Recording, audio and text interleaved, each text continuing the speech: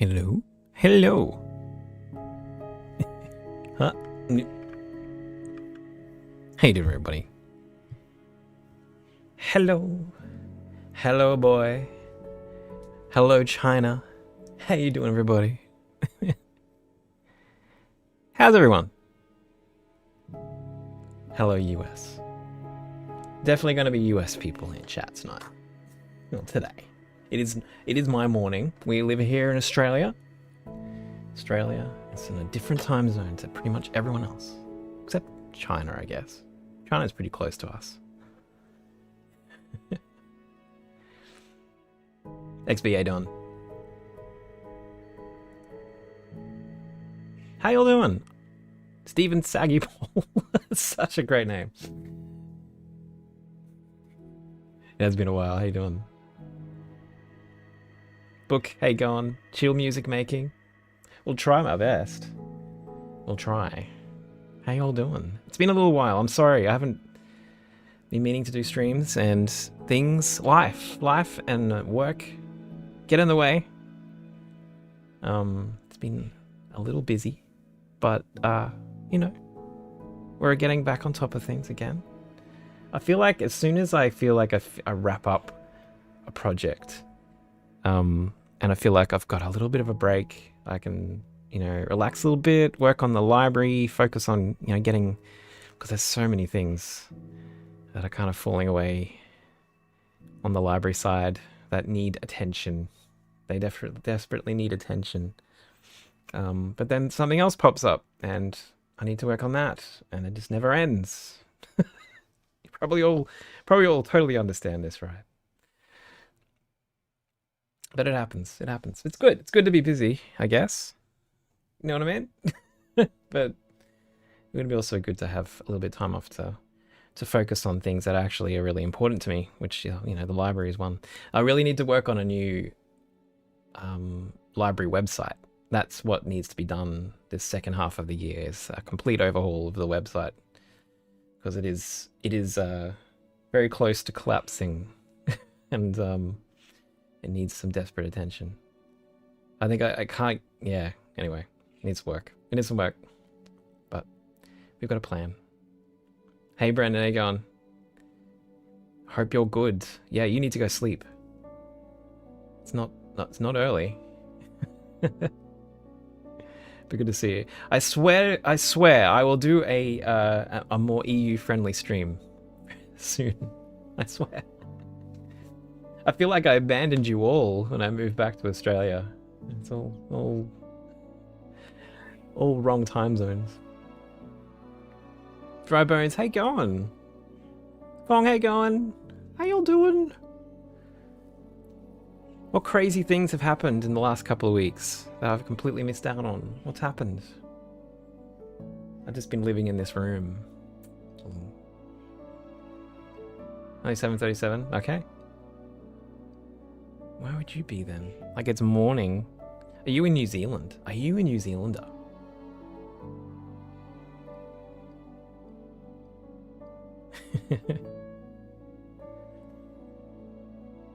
Today we're going to work on mixing some accordion. So this is not something, if you know my music, you know that I don't 7:37 p.m. Yes, that makes sense. So if you know me, I don't normally record a lot of actual live instruments for my work. I just kind of make samples do their thing. But yesterday, I've been working on a library track, and it's like a track I've worked on stream before, so it's not unknown to some of you maybe. But I felt like I needed something a little bit extra, and I decided that maybe some accordion might be in something good to do. And I have an accordion. I have an old accordion that was given to me by my my uncle, who passed away quite a long time ago now. But it's a lovely accordion, and I decided I'll give it a try to record it, and I did. And I don't know how successful it is, because I actually don't really know how to play it very well. It is a piano accordion, so it's like you can kind of, I can figure it out, but it's a little bit different to playing piano. It's a little bit different, and the bass notes are a little bit hard to navigate. So I had to do a lot of takes, and so I got a few takes of this to go through to figure out what what the hell we're doing. Make this sort of work. And it may not, in the end, it may not work. I don't know. It's one of these things that you got to try out, see if it actually works or not. But, you know, we're going to give it a go. You got to try these things because I don't normally record, and it's nice to actually have some real playing in, you know, in the music sometimes. Sometimes I record vocals. That's a common thing. Wow, I cannot read your name. My eyes are just... Can't focus in data. Okay, I can see it now. My gosh. It's like I had the... It's got... Your name is blue on a black background, and I just could not see it. I'm an old man now. Hey, going. First time on stream, just want to tell you how awesome my library is. Oh, thank you. I'm glad you like them. Makes me happy. Yep, that makes me very happy. Glad to see people using it. Which is, there's a lot of people now. It's very nice. Makes me so happy. Anyway, so we'll see how this accordion goes. It may be a bust, but I would love to be able to have, at least have it as a layer. It doesn't have to be a feature. It can just be a layer. I did record myself doing this, so watch out on my Instagram. I'm going to post some stuff. Me, like, you know, sitting here for an hour recording accordion. I'll do it, like, I won't put everything there, I guess, but... Anyway. I gotta get better at this social media thing, by the way. I don't know how you do it. I don't know how people do it. It's crazy. So much content. I suppose I don't need to be chasing the content. I just need to make sure that people, you know, because I post so little these days. I feel like it's hard to, you know, get people on people's algorithms without posting something. Hummingbird, hello. So, accordion. Let's see. Oh no, camera not working. No. I think it's fine. Oh, this is unplugged. It's just unplugged, guys. Don't worry about it. Don't panic. Also, tell me if my main mic is a bit funky because I did have to use it yesterday and I was fiddling around with the settings. I was fiddling around with it. So if it sounds strange, let me know. What? Camlink? No. Logitech. There we go. Not that I'm probably going to play too much keyboard today, but you'll see something going on here anyway. Okay. So I'm going to mute the accordion for now.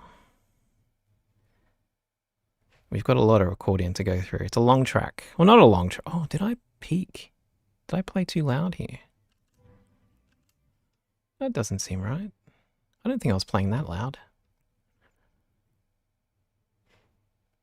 Interesting. I didn't notice that when I recorded it. Maybe it's just weird. Doing something weird. Anyway, we'll look at that a little bit later. Yeah, it sounds fine. That's good.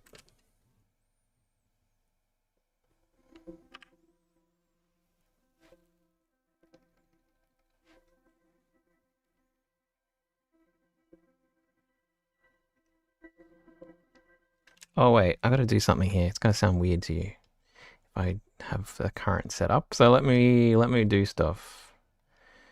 You go there and you go here.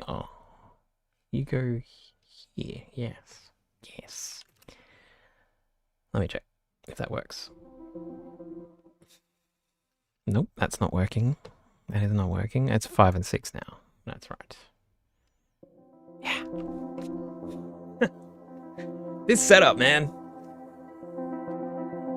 Always a problem.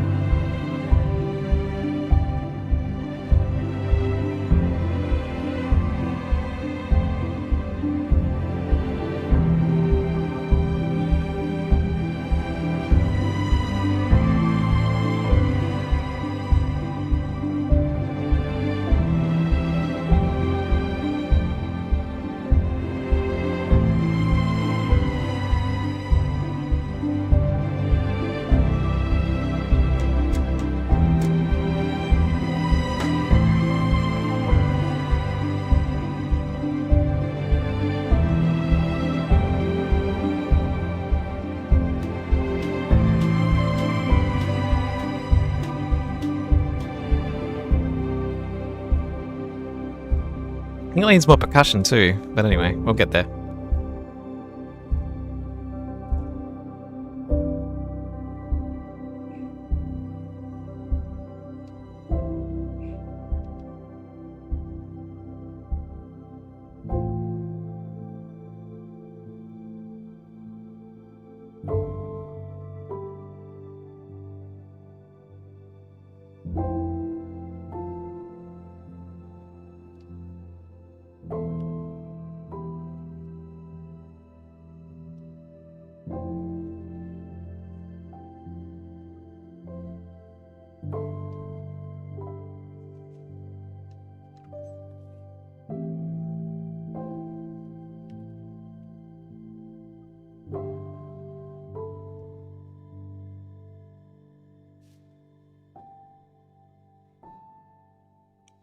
Sort of soft, ambiguous ending. I do like my ambiguous endings. So it's mostly that. I think it does need more percussion.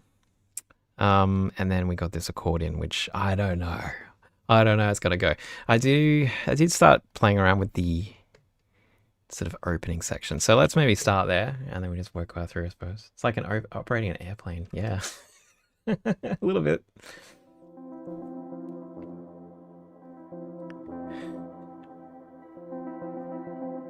So we've got 2 mics for each. So I've got a middle section, opening section, middle section, and the ending, which I'm a little bit worried about.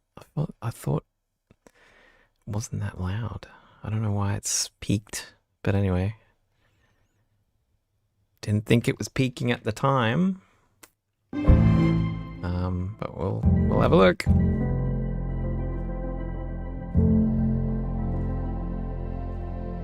And then each of these has 2 mics, so I recorded it in sort of stereo. I don't know if you know. Maybe I'll get it. I got my accordion. Let's play the accordion.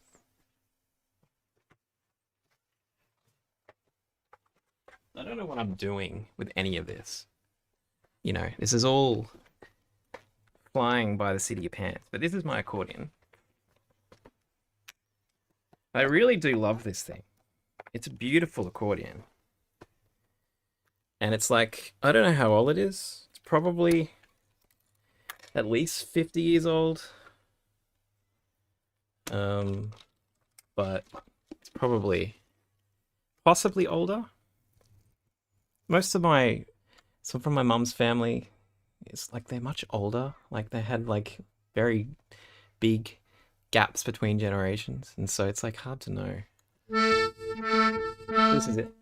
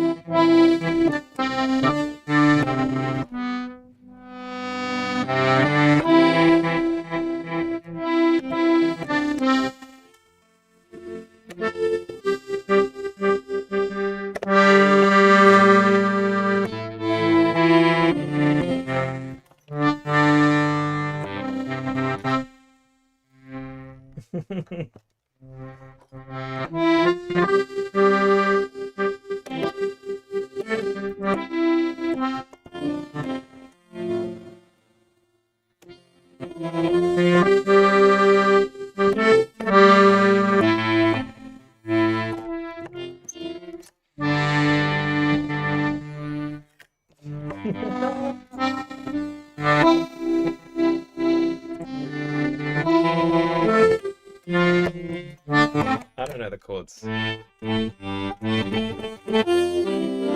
It does chords and things.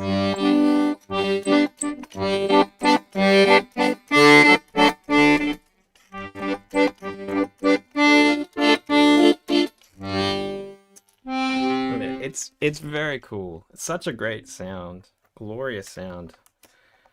Very organ-like, and I love it. I don't know how to say your name. Weejo?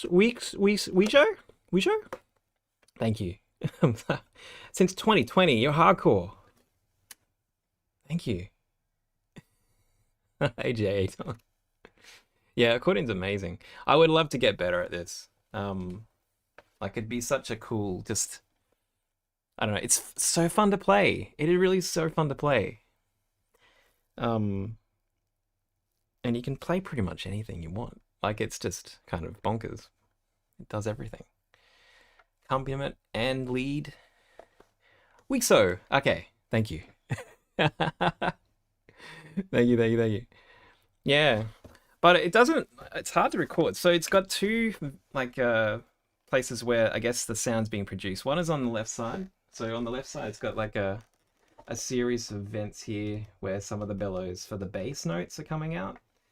And then on the other side you've got also like another series of like these vents here, what here, where the sort of the treble bellows are coming out. Um, and so I use two mics, one sort of on the bass side and one on this side. I guess it works. I don't know. I don't know. It's also because wait a sec. Wait a sec.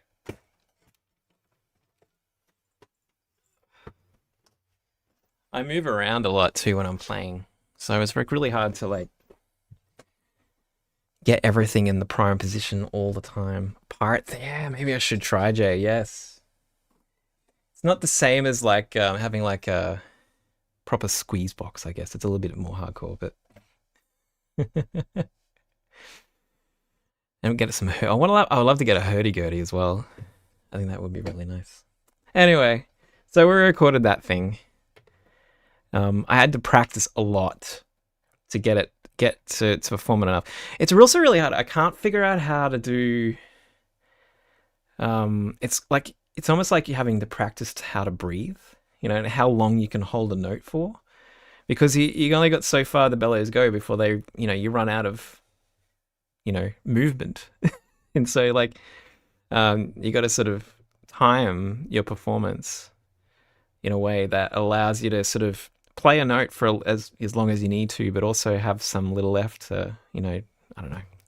I keep on running out of air. That's essentially what I have trouble with when I'm playing the accordion. I can't seem to know when to change. It's kind of like bowing, I guess. You think about it like someone playing a violin or a cello. You've only got so much bow when you're playing before you have to change directions. And they can play the same note infinitely, but at some point they still have to like, change the bowing. And I guess that's the same for an accordion. You got to like change direction. How many instruments do you know how to play? Really only the piano. And I'm not really good at that actually either. I used to be much better when I was younger. I haven't really kept up with practice other than the writing process, which is a lot different to actually performing. It's very different.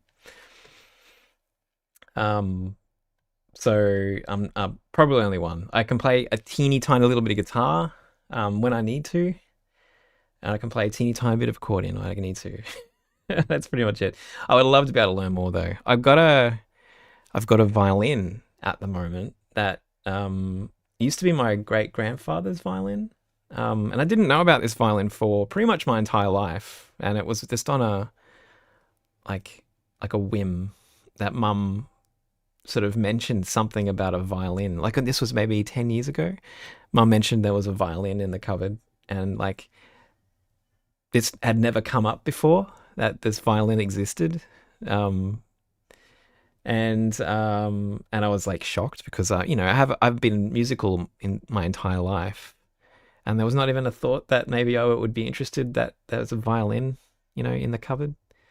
It's not in great nick, and since then it's gotten a little bit worse, and so I've actually put it in with a violin luthier, and he's repairing it for me.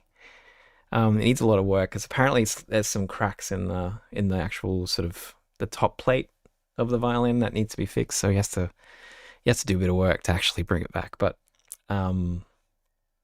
apparently it's actually a reasonably nice violin. It's like I think you mentioned it's a Herman Döhler violin, so it's from the 1920s. So it's not like, and it's like, and he said it's like $6,000. If you had to go buy that, it's like it's $6,000. It's like, well, okay, it's not a nothing violin, Made me really excited, and I want to learn. I want to learn how to play that. I think it'll be amazing. And I don't really know much about my family, particularly on my mum's side. There's like not much that I know about them. Sadly, mum has Alzheimer's now, so you can't really ask her many questions anymore. Um, and most of her family are dead. I think all the family, pretty much. It's just me and my brother.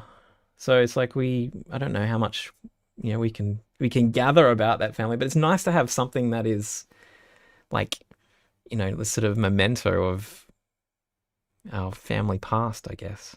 Be nice to know a bit more. Hey Graham, this is Cakewalk Sonar, which a lot of people probably don't know about. It's been around for a long time. I've been using it for like, I don't know, 25 years. It changes every stream. No, probably longer than that. Maybe closer to 30. Well, I got to start using the 30 now. I think it's closer to 30. You can call me Scotty B if you want. It's fine. Um, yeah. So it's good. It's been around for a while. It used to be a bit more popular back in the day. It's probably fallen away a bit these days. But I use it because I pretty much have like so many years of legacy projects that it's like it's kind of hard to migrate away until I need to have a big project at the moment where I'm going through old projects and printing stems from them. So like audio segments of the track in sort of essentially parts. I'm spinning out the parts in audio format rather than MIDI, which is for a long time I didn't do that, and it's a risk that I won't be able to open projects again, and also be able to have stems to give to people. So I'm working on that, and once that project's kind of wrapped, maybe then I'll think about properly migrating to something else. A 2D RPG. Probably not, actually. To be honest, I don't know. A lot of my music I write, it's very sort of like it works for video storytelling more than games, unfortunately. But I need to rectify that, I think, Stephen. I think there's some work to be done. Thank you, Agrim. No worries. I'm glad you like it. Hope you find a use for it.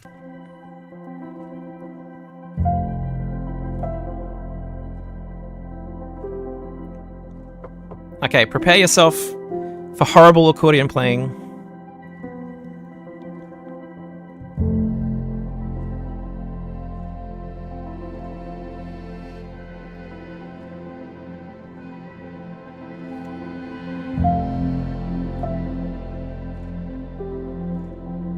It's really hard to get an even.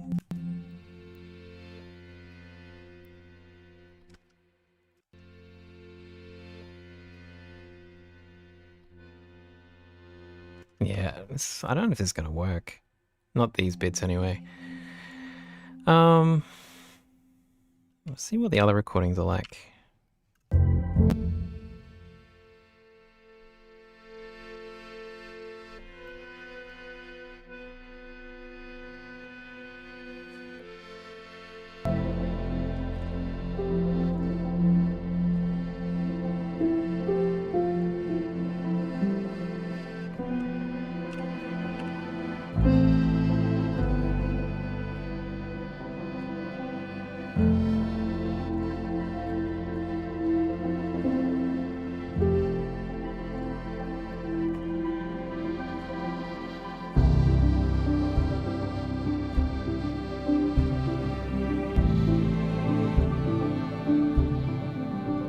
See you, XB.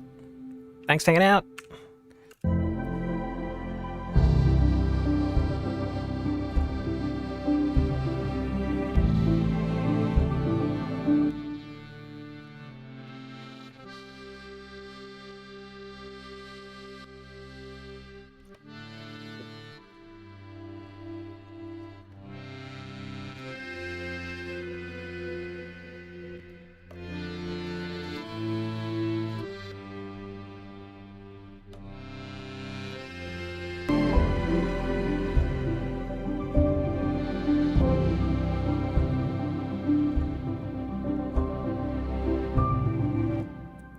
Do you ever work with vocalists? I have with so through Silver Screen I've done stuff where they've gotten vocalists, but I haven't done it personally. The only vocalist I've ever worked with is myself. So I have recorded myself singing on stuff, but never got someone in. I need to start doing more collabs though, I think. I think I need to learn how to work with other people. I'm just really bad at it, you know. Really bad. Hey Kate, how you going?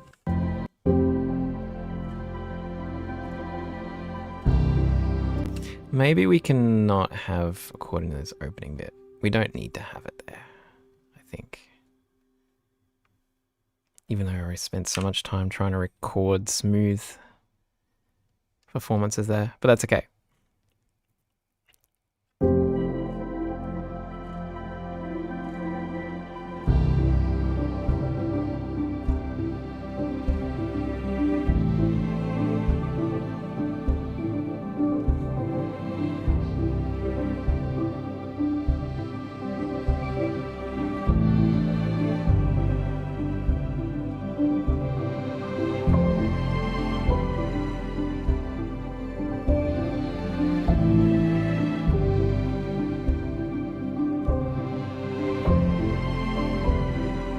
Yeah, cool. There are some actually nice, like some. I've met some good vocalists here in Brizzy, that I probably would like to collab with. I think if I chose someone, it'd probably be, one of them. Because then it'd be actually work in person. It'd be nice to actually be in the same room as someone. But also it'd be really good to get more soloists. You know, like I do a lot of work with like a lot of my work has like solo cello and solo violin. Like there's so many players out there, right? Like you should give them some like give them some love. Cause I can do it. No.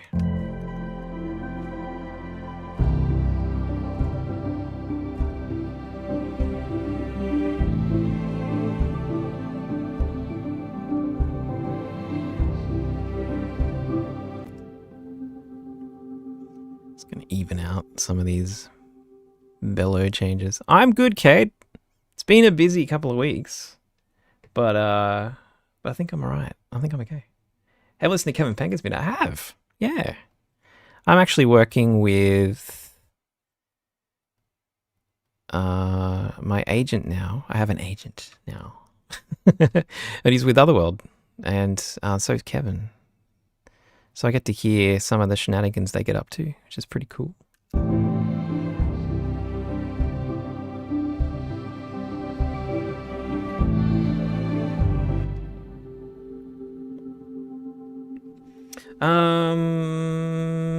Scotty's big time.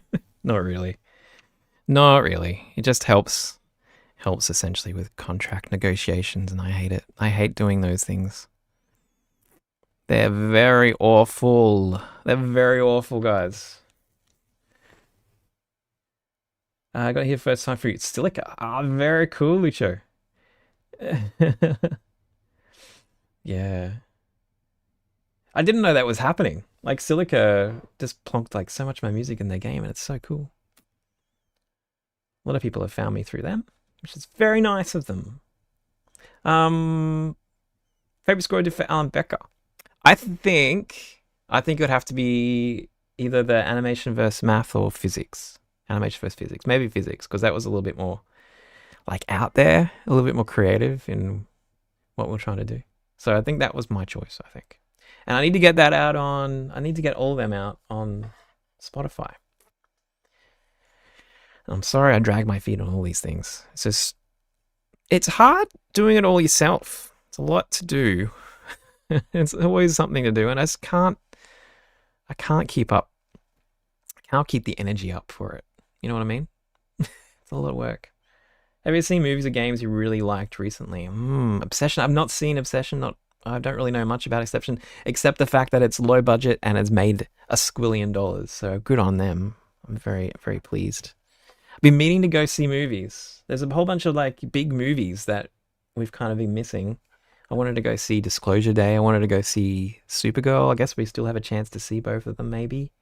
I don't know how quickly movies are leaving cinemas these days. But yeah, Hail Mary is good. That's probably the best one I've seen recently.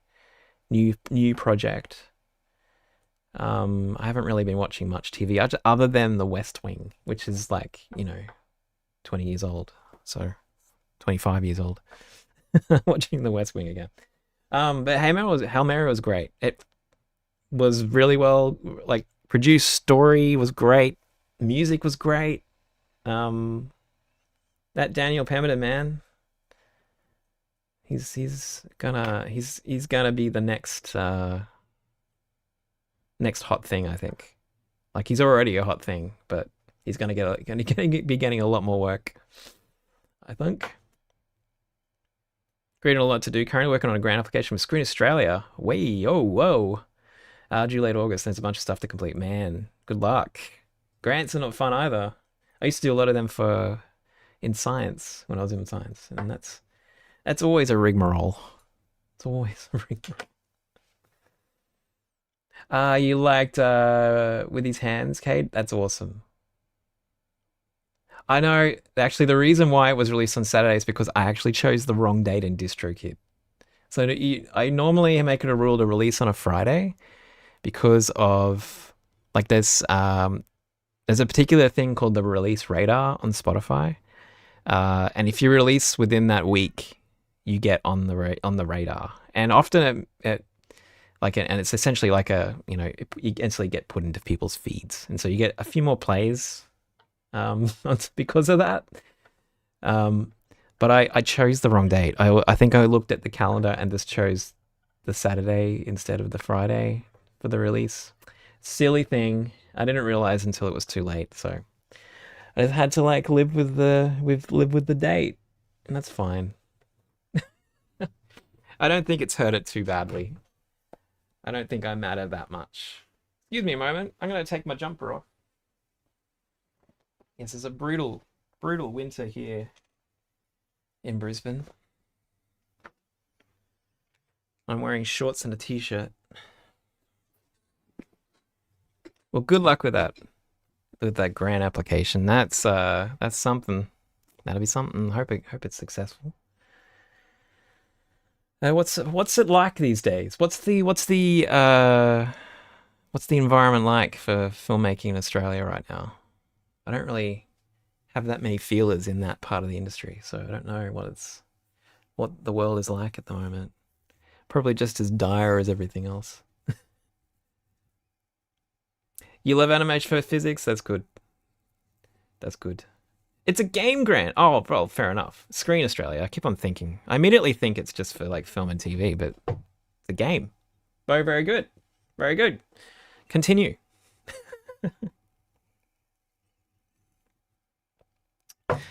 Very good.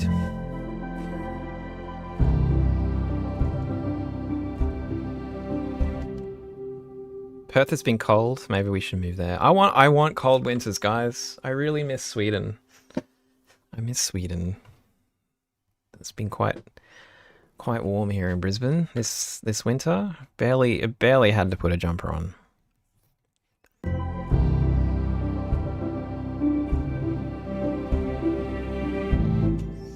So I'm going to use automation to kind of add some expression that I failed to do in my performance.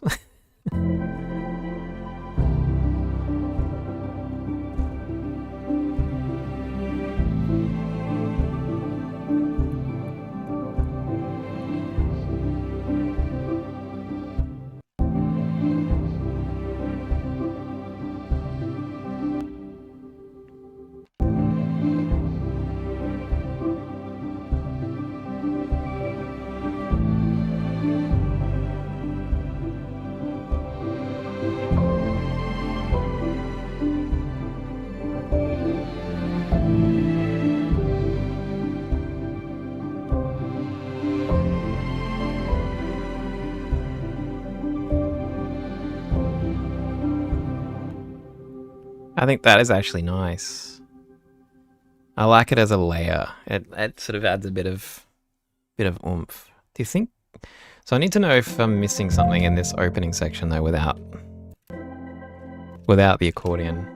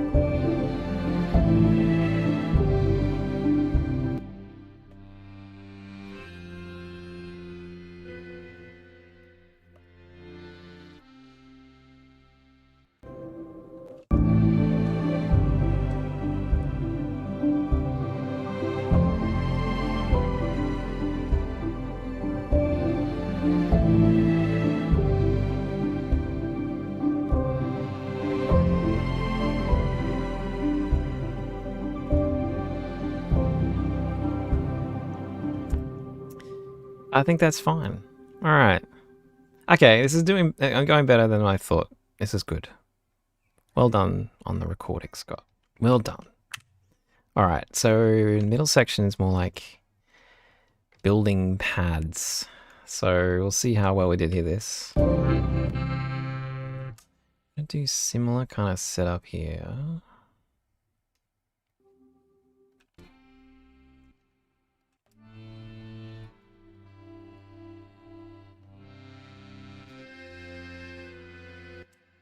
So I got a cutoff for the higher bellows.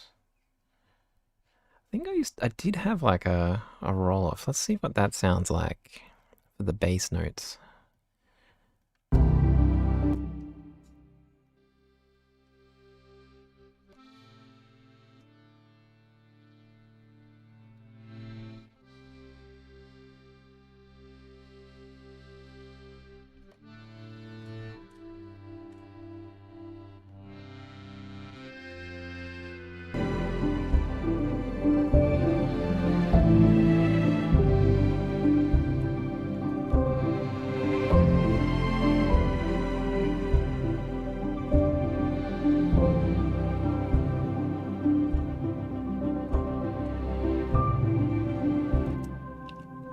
That's right.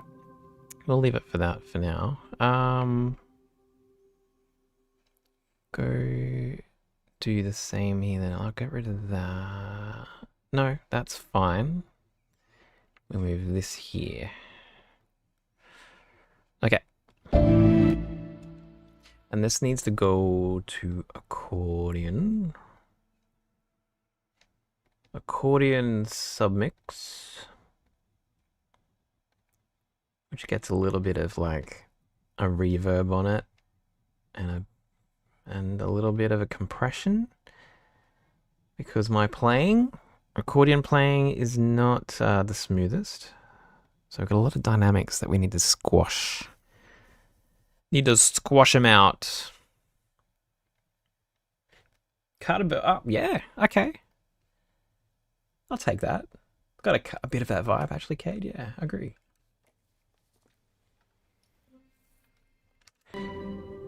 Now you may hear occasionally a sneaky crow in the background because the crows were very vocal yesterday.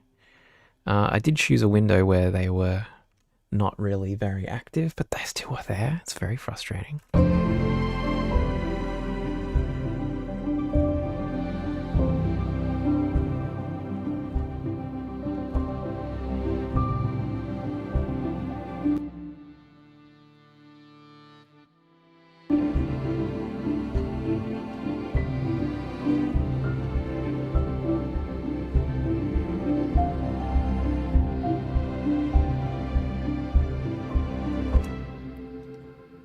Bring the volume up. Can't actually hear the accordion anymore.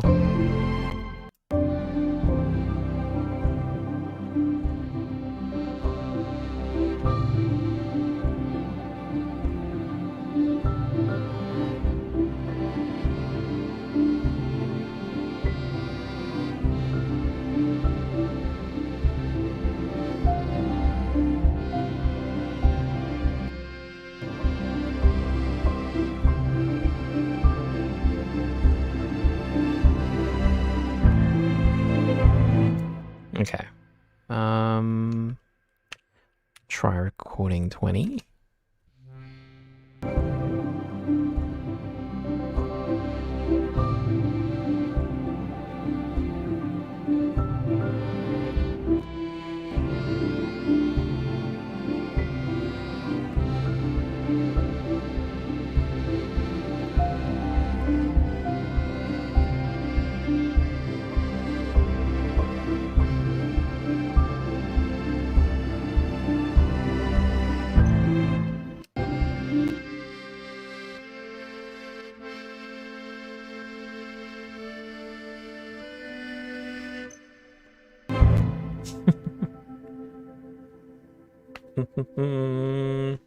Everyone around music inspired by Disney vibes like Descendants. I actually don't know what that is.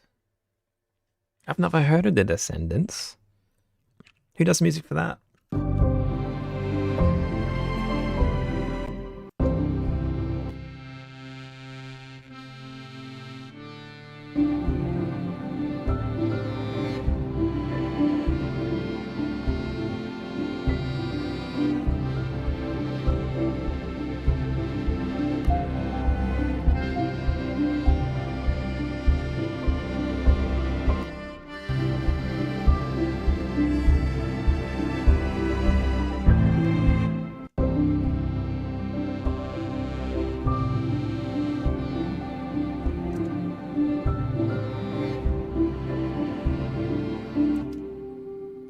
little bit funky.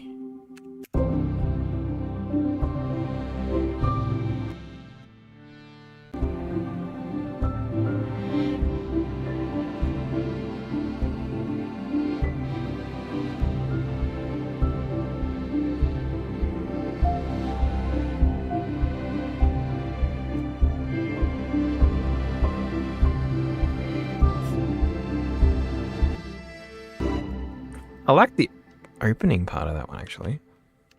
Maybe we can crossfade it with one of the ending of one of the other ones.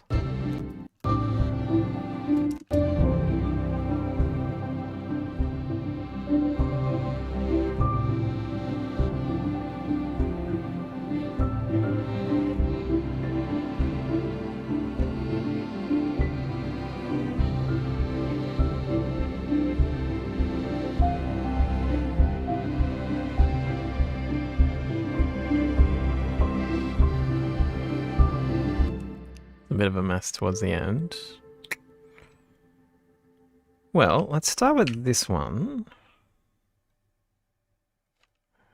Add it up a bit.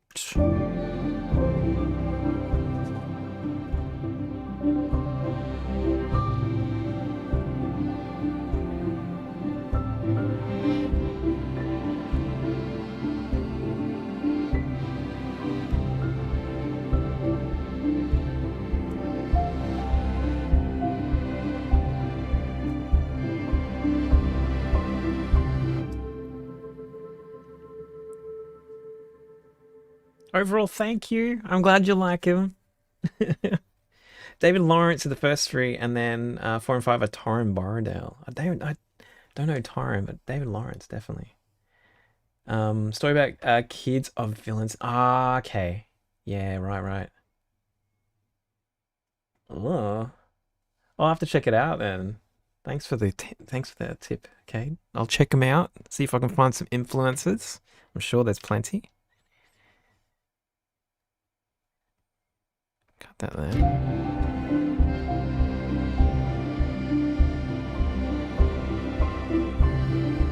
No, not that one.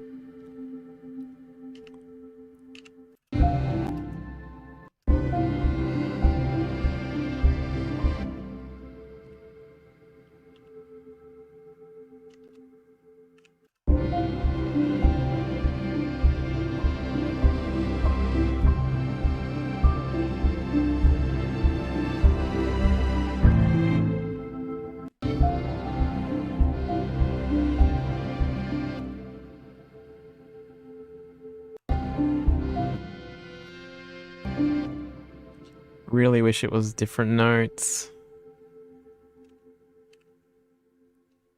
Maybe this one's better. What was that?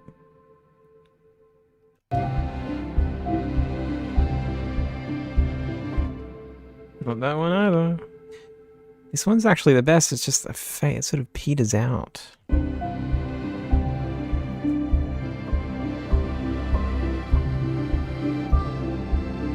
Well, not really, actually. Not a fan. Is it this one? This one.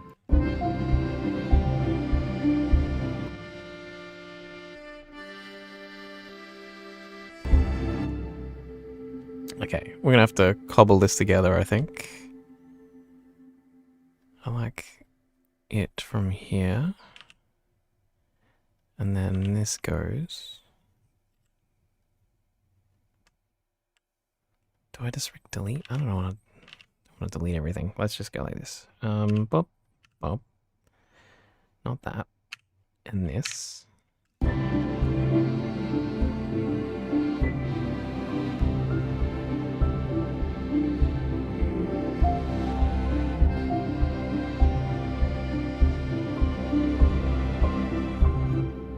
Yeah. Yeah.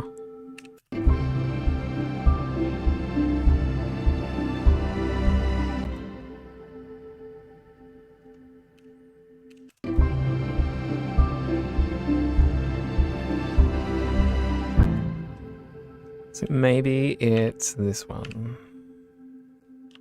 Cut there. All right.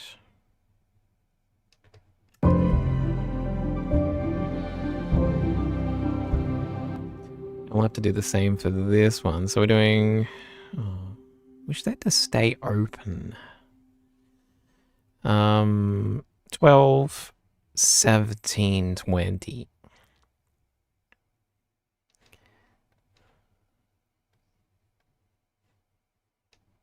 Do. This is something I don't normally do. Like this sort of furious editing of audio. It's not something I commonly do. It's a bit weird, to be honest.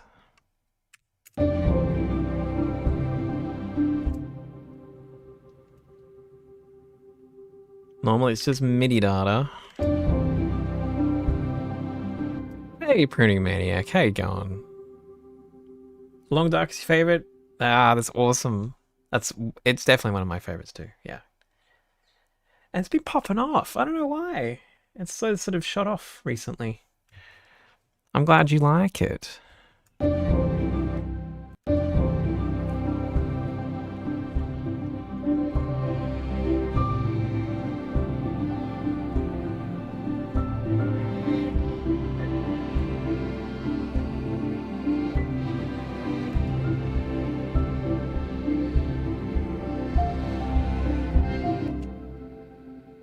I think it's here we go.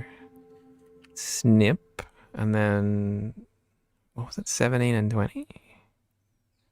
I don't remember.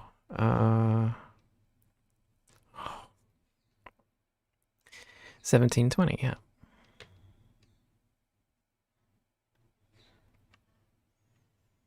Isn't this fun, guys? Isn't this just like really enjoyable?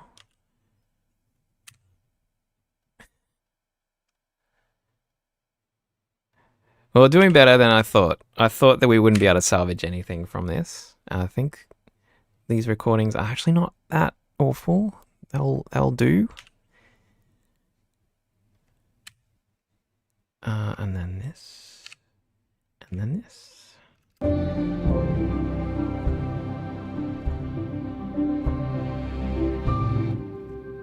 It's mostly atmospheric. I want it sort of maybe like sort of pop, indie pop, folk kind of vibe. That's what I'm trying to go for here. That's sort of just carefree, you know, happy life kind of vibes. You know what I mean?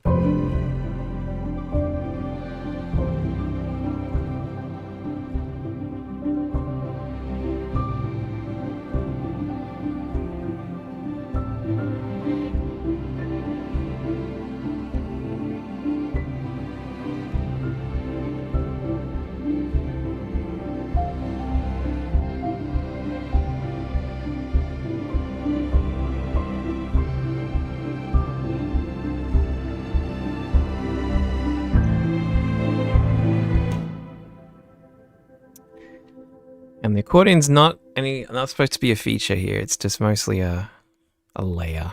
It's just a layer. I think a lot of people, when they, like, particularly people like me, who do a lot of, you don't expect this vibe, Robson?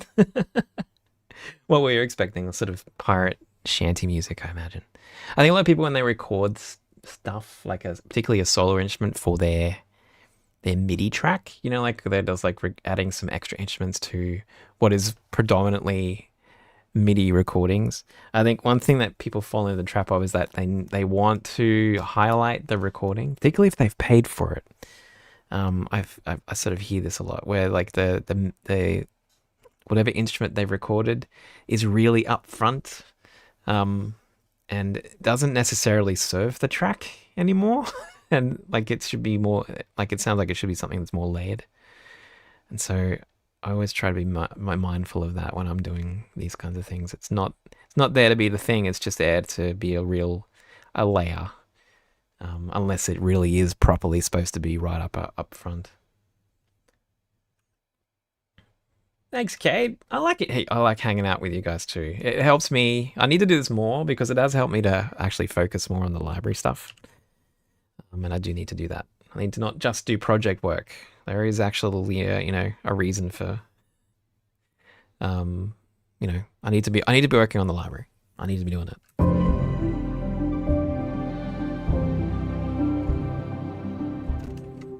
gonna... Yeah, it's very important that I do that. It's very important.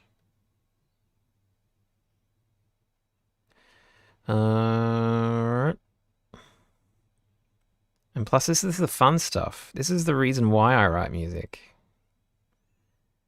Because I get to do whatever the heck I want. You know what I mean?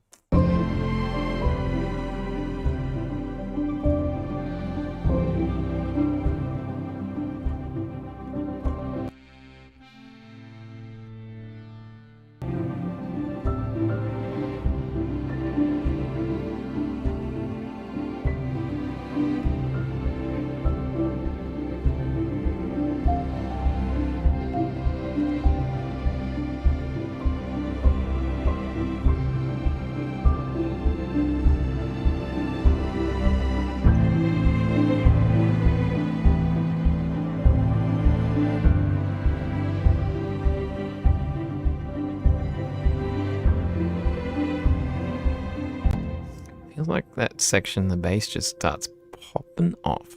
I'm gonna drop it down a bit, I think.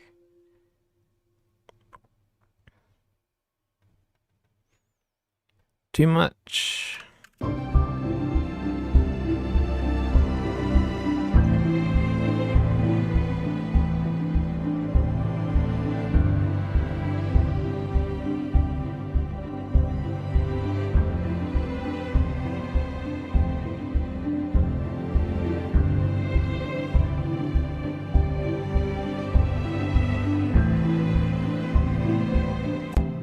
All right. So what do we do here for the accordions? More pads, I think. More pads.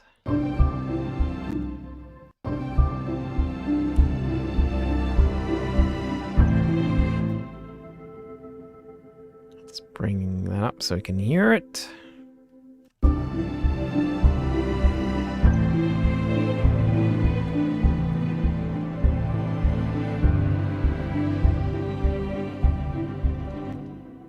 Is that the bass? I think that's the bass. We need the treble.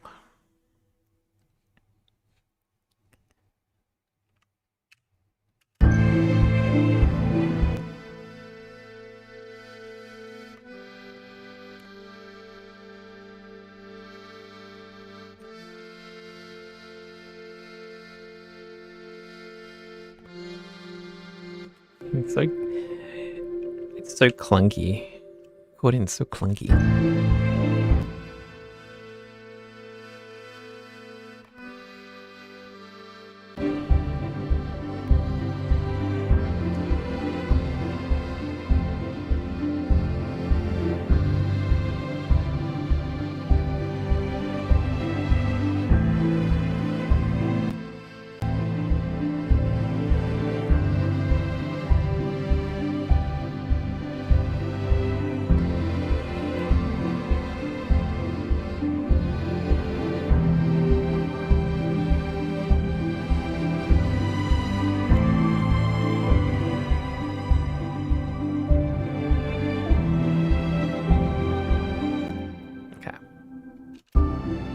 So most of this recording is pretty good.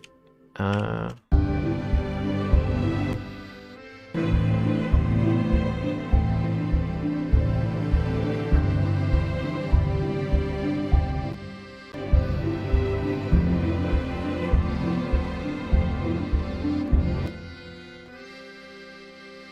have so much trouble with running out of air. It's crazy. Marley, how you doing? And Santipina, hello, hola, hola. Happy you'll never stop making library music, especially here. New releases every year. It feels like a soundtrack to your life. That's awesome. Yeah, I don't think I'll stop unless AR just ruins everything. I don't think I'll stop. It's possible. I mean, it's possible.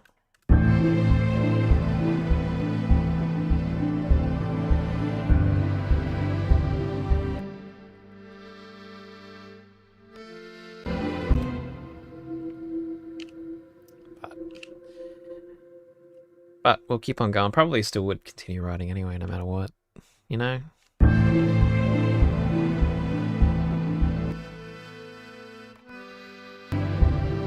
Hey Miller, how you going? It's okay. You arrive precisely when you mean to. I'm doing right. I'm doing good. Hope you're good.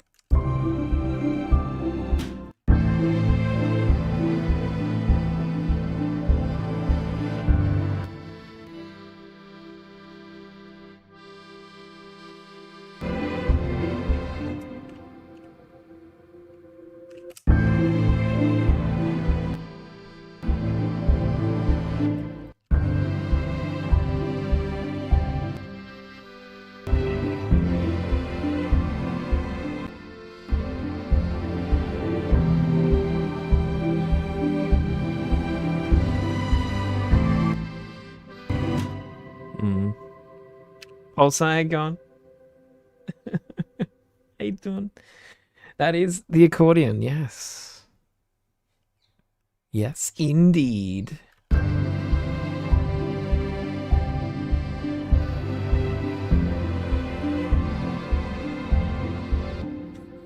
Wash your mouth out, Pulsar. Oh, wait. What's going on here? What have I done? What have I done? Let's mute that.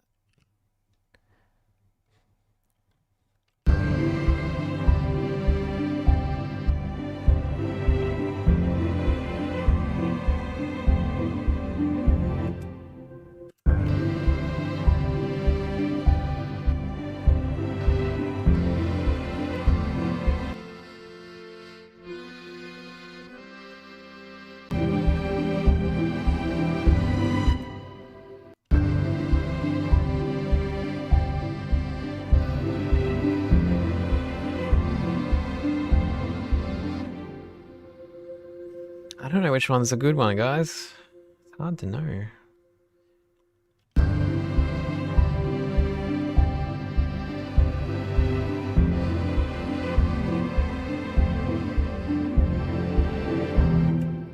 Because I don't want it to be too chunky, you know? Like, I want it to be kind of light.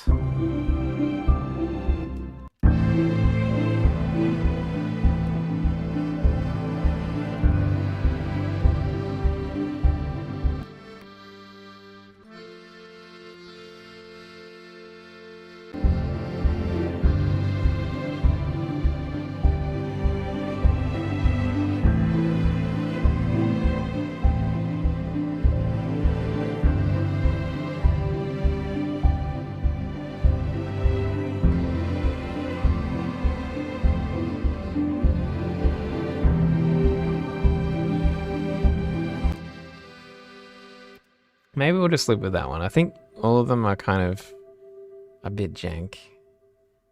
So with that in mind, I think what we'll do is just choose the one that sort of works and then bury it a little bit. Bury it a little bit so you can't really hear it. You can hear the texture, but you can't hear the actual flubby, funky notes. And that's going to be fine. That's going to be fine. That's how you fake it, guys. That's how you fake amazing performances that it's not really good at all. It's just kind of, your brain fills in. Your brain fills in things.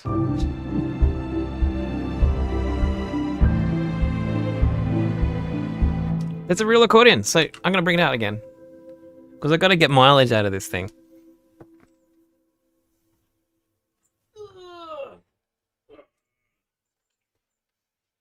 So this is my accordion. Oh. This is the accordion. It's for folks who are new to the channel, new to the stream today. Anyway, I did bring it out earlier, but this is an 80 bass accordion that was my, it was my uncle's. He has long since passed away. But when he did pass away, I was gifted this, and it was been something that's been sort of stuck in. Well, like when I was in Sweden, I didn't have it. It was living in a box at my in-laws' place. But now that we're back, it's like I have a... I want to actually start using it. And it is so fun to play.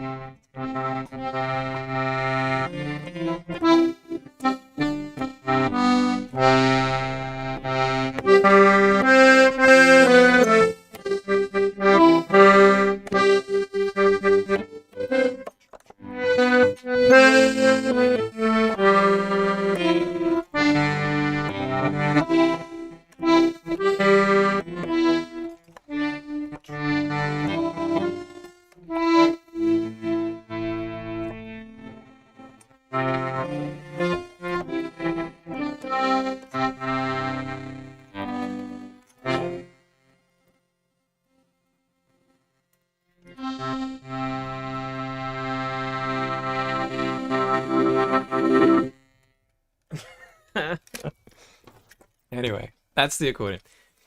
It's lovely. It is a little bit hard to play. I mean, the piano is obviously just a piano. It's like a piano accordion, so that part's pretty easy. It's this side. So this is like essentially like there are single notes that you can play.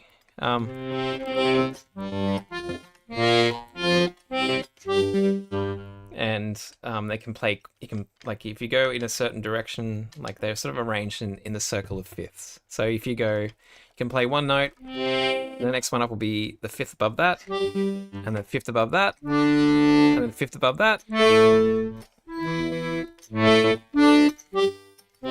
So it's like it's logically arranged so that you can sort of move between chords very easily. So that means that like if you play a C note, the key to the left, going down this way is going to be F, because that's how on the other end of the circle of fifths you're going down, it's like a fourth. So right next to each other we've got 1, 4, 5, which is pretty much most songs.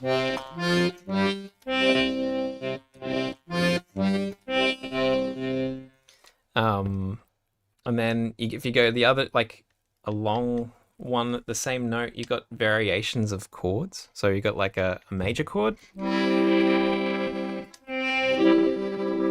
a minor chord, and then like I think maybe a dominant seventh, or like a seventh chord.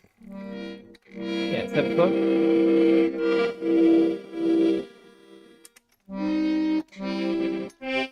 In some other variants of this also have like a suspended chord as well, but this one doesn't have that. So yeah, it's kind of hard to get your head around. And I'm learning to do single bass notes, and knowing, I guess you're learning how the spacings feel. Like sort of feeling out how, a certain distance between, like if you want to do A, for instance, like if you're in C and you want to do an A minor sort of bass line. That's not it.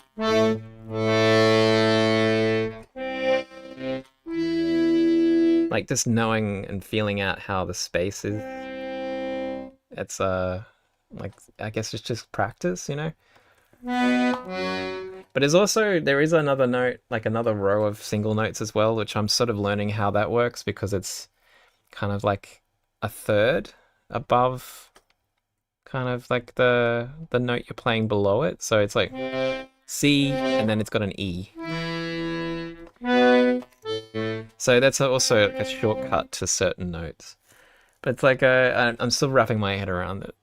It's taking a bit of practice, um, but it is so lovely to play. It just sounds so glorious.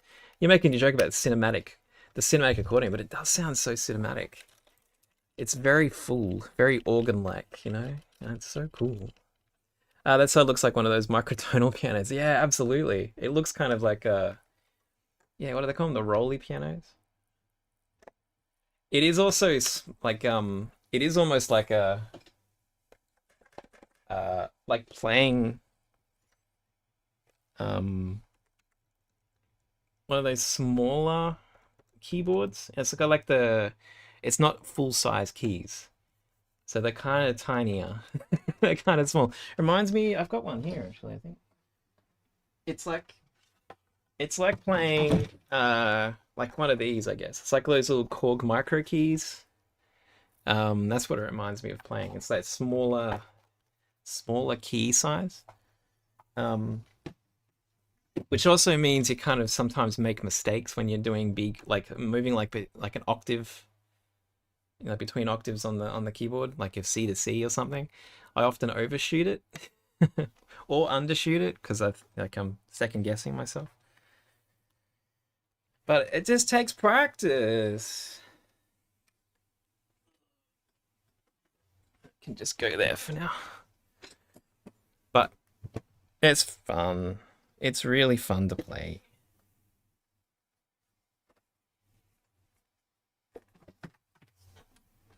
Really fun.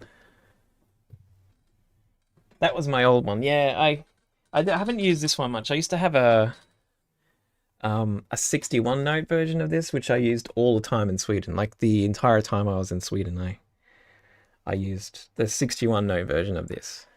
And it was great. It's a really good action on it. Like I find it really good for MIDI programming. It's very springy. It's like it's trying to emulate like sort of like it's a semi-weighted, but it's almost very keyboard-like as well. But it does have some resistance to it, but it's really cool, very springy, very quick, and I found it really good for MIDI programming. Since I've gone to I just use an M Audio now. Nothing expensive either. It does the job. But I really do like it. It's also a really small form factor, so it's quite small on your table, so it doesn't take up a ton of space, which is also nice.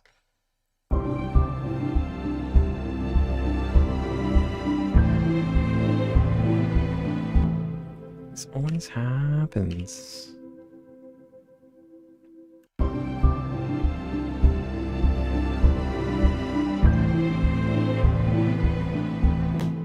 Oh, we got noises everywhere.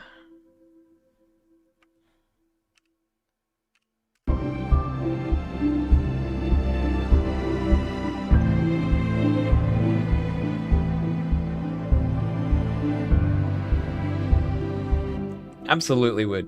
Actually, yeah, Miller, I would. Like the Korg micro keys are really good. Very, very happy with it. It's also got the ability to, it has a pedal in. This one doesn't. The small one doesn't have it, but the 81 note, the 61 key keyboard had like a sustain pedal in. So if you're someone like me who likes to play, like record piano, like do piano stuff and have a pedal attached, that has the ability to do it, which is good.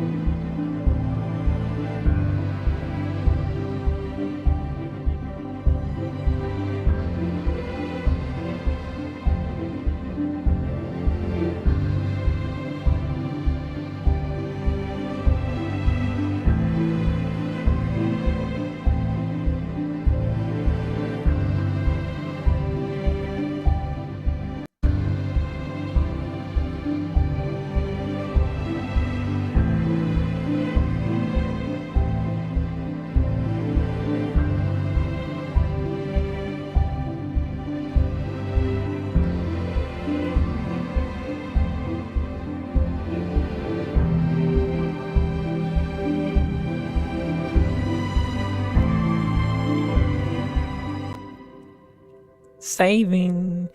How do I do strings? Are there libraries? Yes. Yeah, they're all MIDI libraries. There is had side of things. Yeah. So it's all just essentially sample libraries. I'll bring them up. So I use a lot of these days. I'm waiting for a new version of this that's apparently in development, but till then I'll use this to the day I die. A library called Vista Strings. So it's from performance samples, and it's essentially just really nice strings. That's really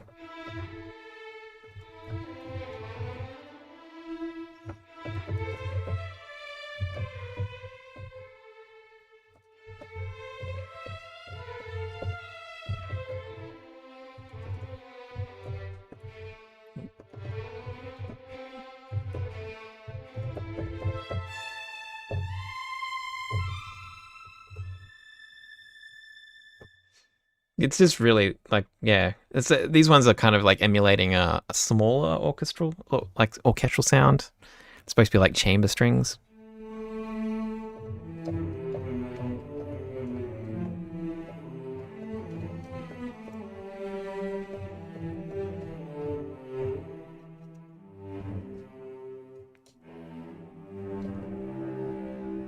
Yeah, and I just automate. So I use the mod wheel to like do sort of expression as I'm playing it.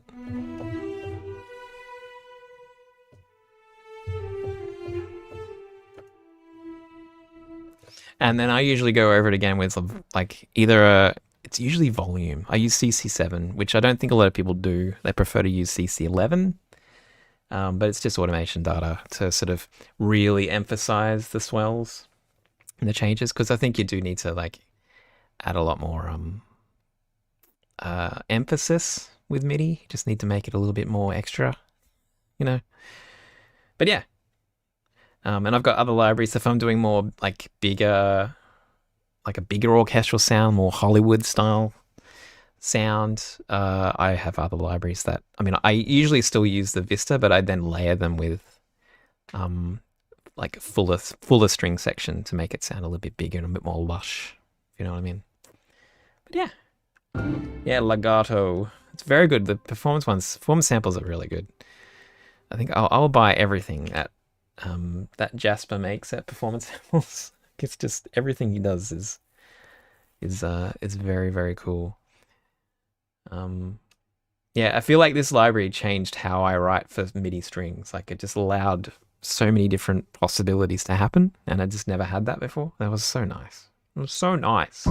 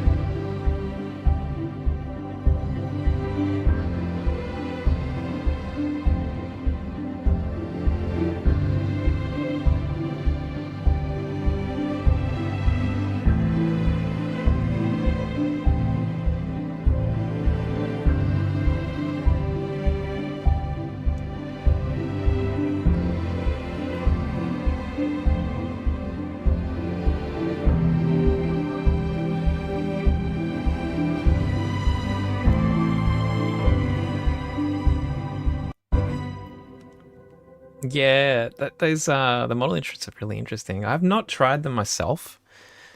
Um, I still find there's something about them that stands out to me as being model instruments. Sometimes, like there are something like some people are extraordinarily good at programming them and making them really amazing performances out of it. But oftentimes when I hear them, it's like I'm still not super convinced that they're, yeah. So something's off. Yeah. But it's really hard to know from other people's work. Like I find that more often than not, I can get I do different things than other people. Like, everyone does MIDI programming. Everyone does their, playing very differently to everybody else. And it's really hard to know what a library can do for you until you actually get the library or get the instrument. And until then, until you practice with it and play with it and see what it can do for you, it's really hard to know if it's good, if it's good for you. And so it'd be good to actually try them one day, I think, and to see if it's actually something that I will really drive with me. I think it requires quite a technical performance technique to play them, and that's one thing that scares me a little bit, to get a really good performance out of them. And I don't know if I have the chops. You know what I mean? I don't know if I could pull it off. And I just can't be bothered learning.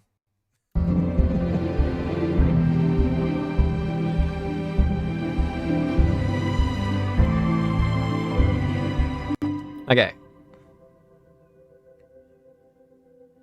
All right, it's the ending accordion. Let's see what we got. I usually start with the second to last recording, because I often find the last recording is probably just a bit. It's the reason why I probably ended on that one. It's like, okay, maybe I'm not gonna beat the other recordings. So we'll start with the second to last and see how that feels.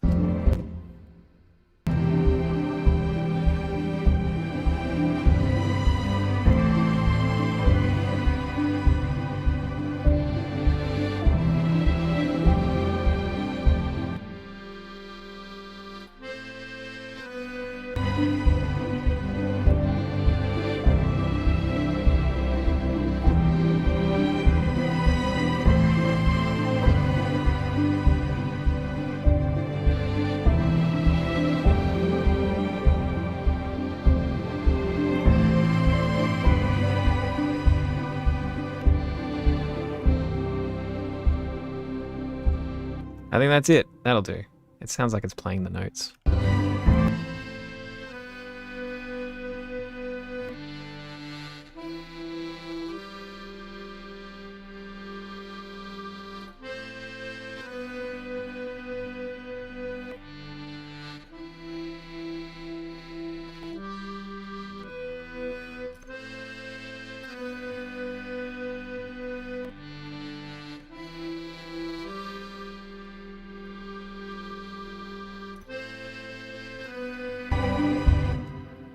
Close enough.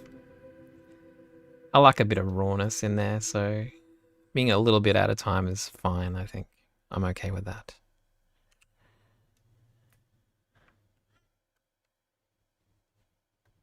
I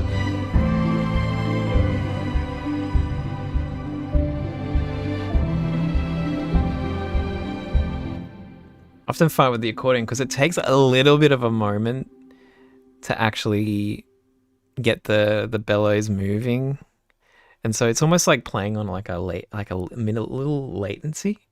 It's like you really intend for the note to start at a certain point, but it's a little bit behind. I could probably like nudge it to the left a bit. Maybe that'll make it a little bit cleaner. Could try. We could try. It's not always like that though. Sometimes I preempt it. You see, because when you play with latency as well, you learn to start preempting the. Oh, I always do this. Preempting the latency.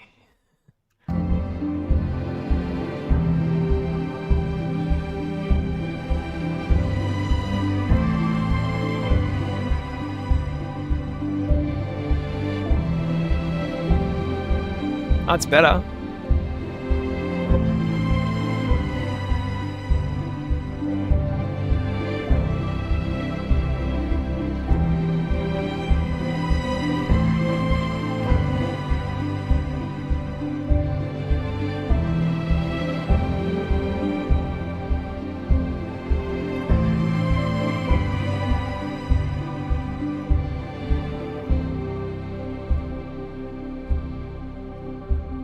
Yeah, that'll do.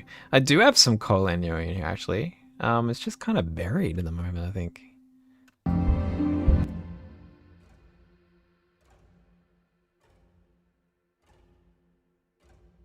So I probably need to bring it up a bit. Maybe bounce it out separately, because I've got other things going on here.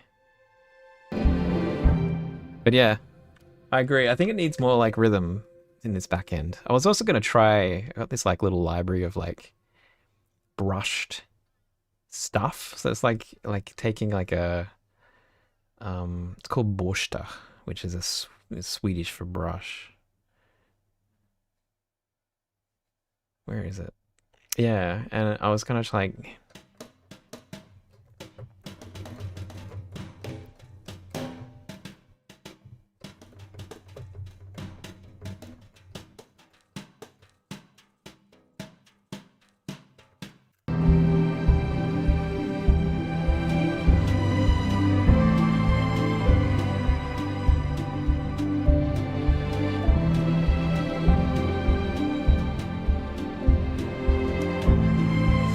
sort of like a sort of a basic kind of drum kit thing going on, but we'll try that after we finish the accordion, I think. All right, let's trim it up a bit, get rid of the noise. I guess we can probably start deleting other recordings too that we don't need.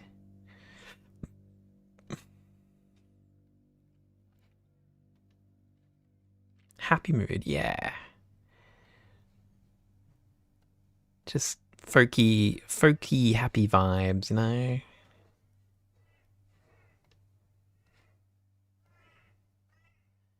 But it's 2 tracks where it's been folky, happy vibes. I think we need to like,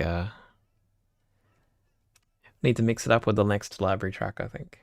Maybe we'll do what Cade wants. We'll do something big and epic action. We're just in need of some epic action now.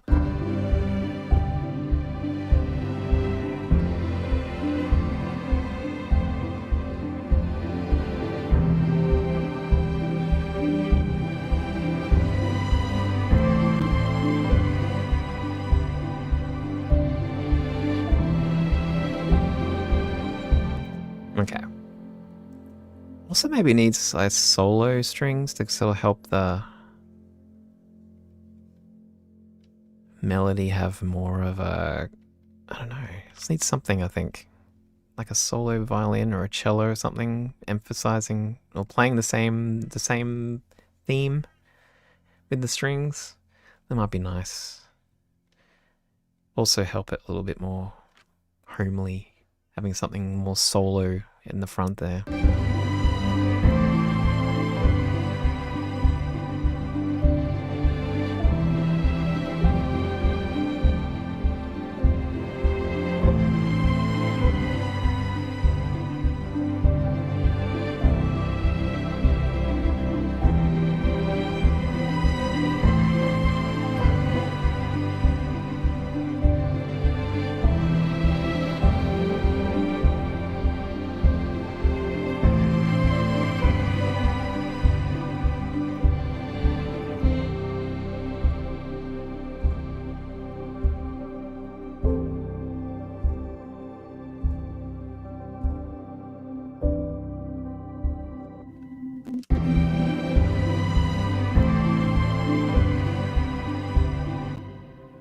Thank you, Miller. No, I really like that with these hands. Something pretty special about that one, I think. I'm very happy with it. The mood.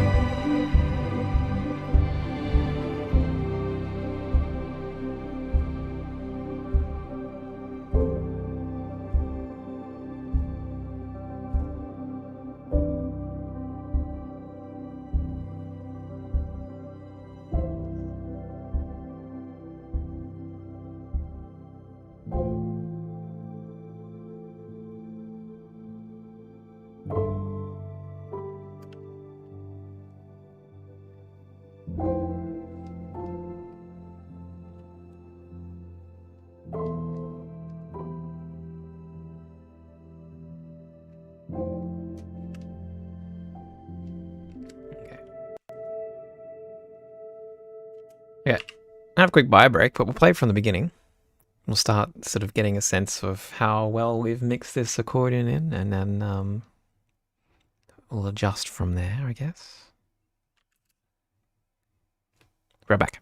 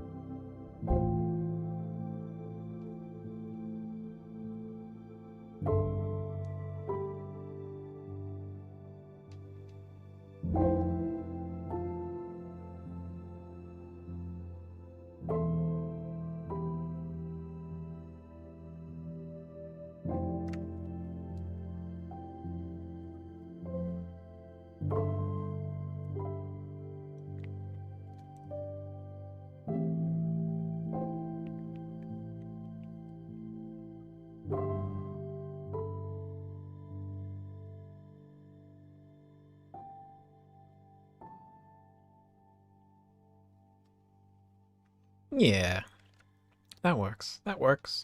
That bass, that kick, by the way, is actually a bass, like a double bass, been slapped and EQ'd. So it's not quite a kick, but it works pretty well as a kick.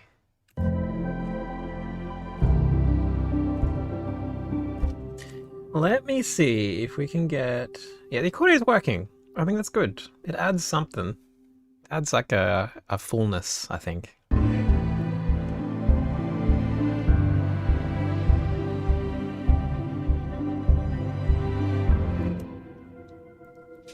It's not too much, is it? It's okay. I'm fooling ya. It's like... It's a bit of a trick.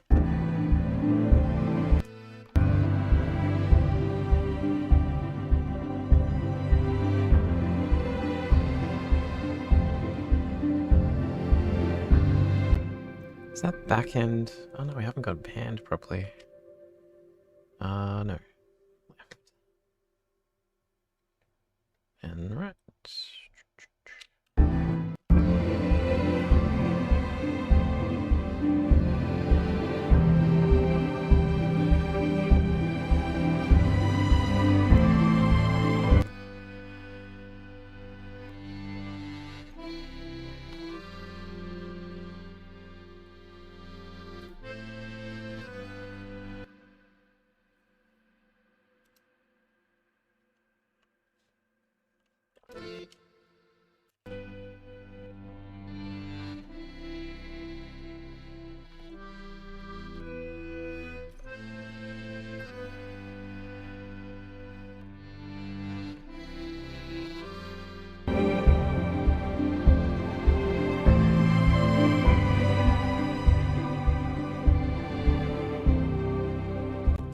Cool. All right.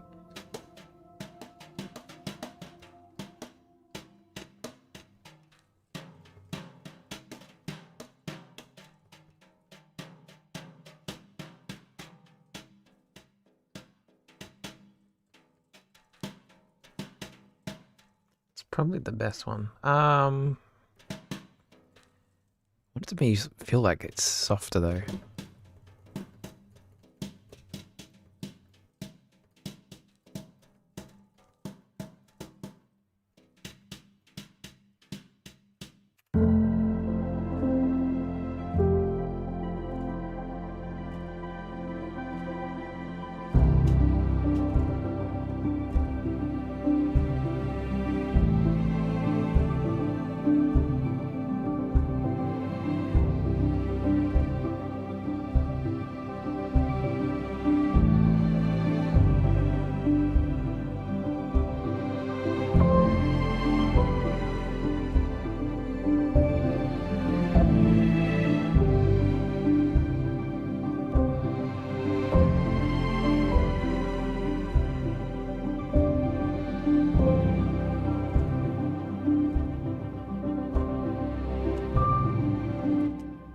I feel like it adds a bit of a homeliness to it. Good. I'm happy with that. It actually came off. I didn't realize. I didn't think it would do. I really had my doubts this morning that I would actually get something that would actually be usable in this, but it worked. It's buoyed me.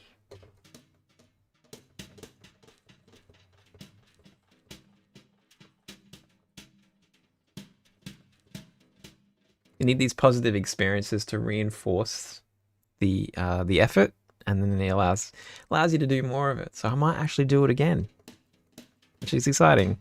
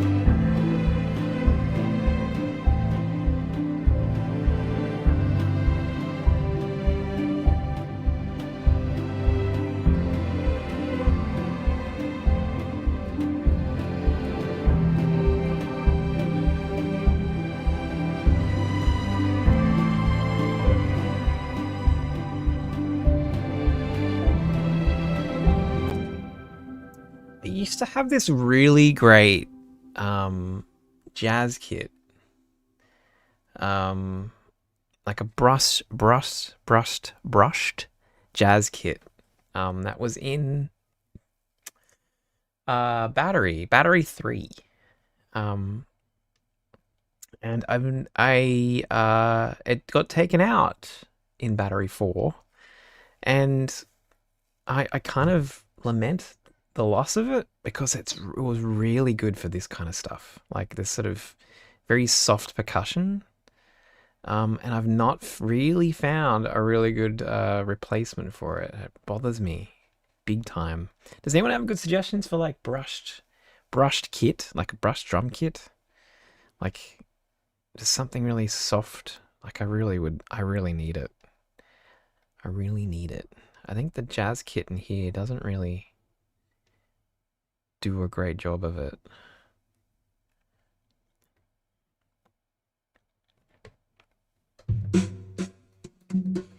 It's too much. It's just too much. Yeah, I don't know what to do.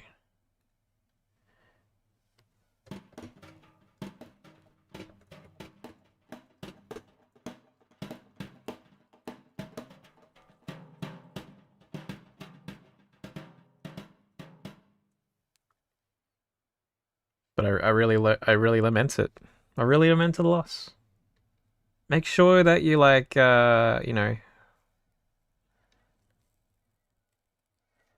like I guess I could. I don't know. I don't even think I can even load up the old battery 3. I tried importing because I still had it installed, on my drive, and I tried importing, and sometimes it works in battery 4, but sometimes it does not. And it's like I can't really pick when it's going to work or not. Sometimes it just crashes. Cakewalk.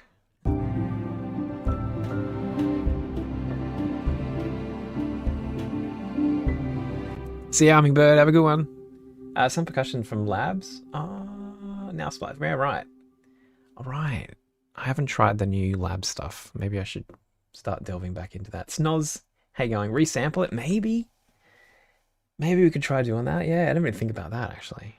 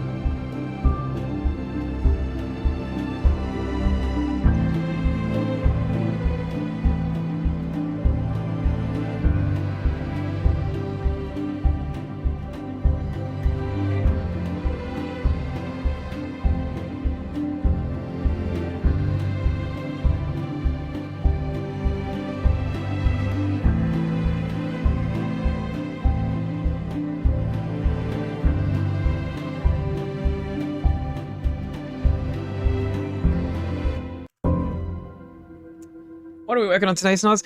Well, today we're working on some pop folk track. I don't know what this is, but we recorded Accordion.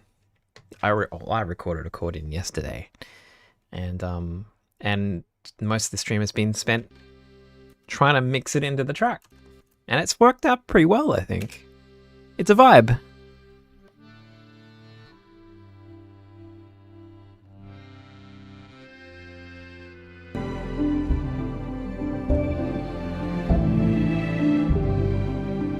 I'm pretty chuffed. It's worked out better than I thought it would.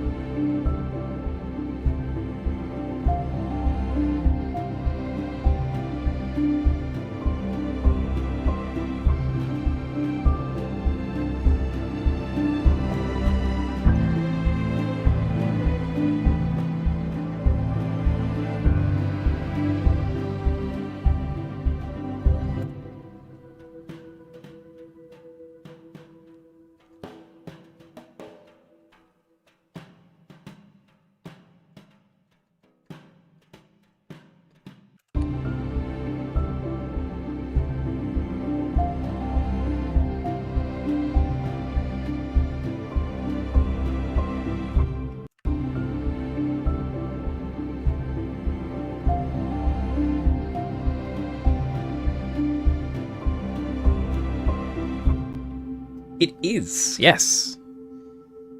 Finally getting around to getting close to finishing it, which is good.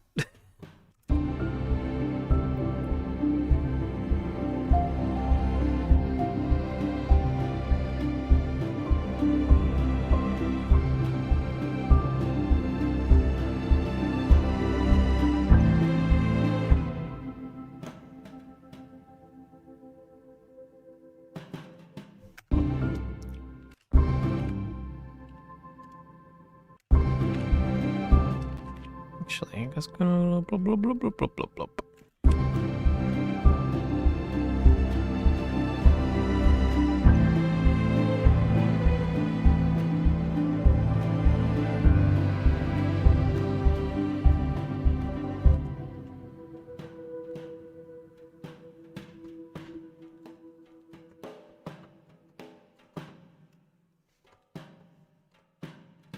It's kind of weird because they're like, feels like the notes I want to play are different, like in the opposite direction of what a drum kit normally is. It's kind of doing my head in.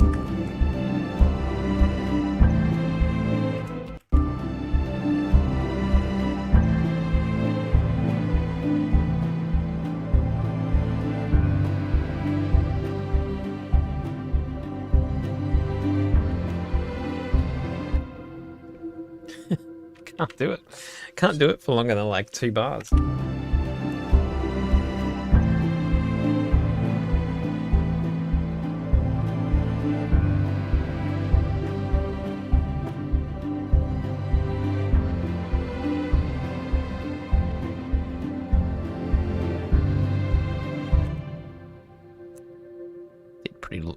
Did pretty good then.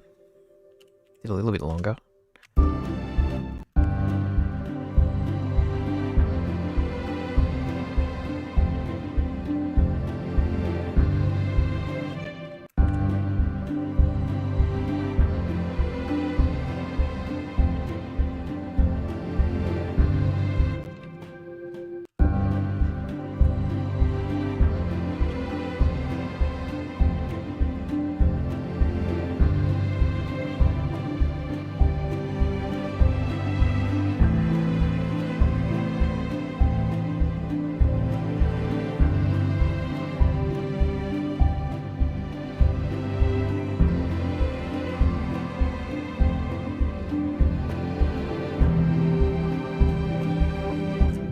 Oh, pretty good run then too. Might just increase the strength there a little bit.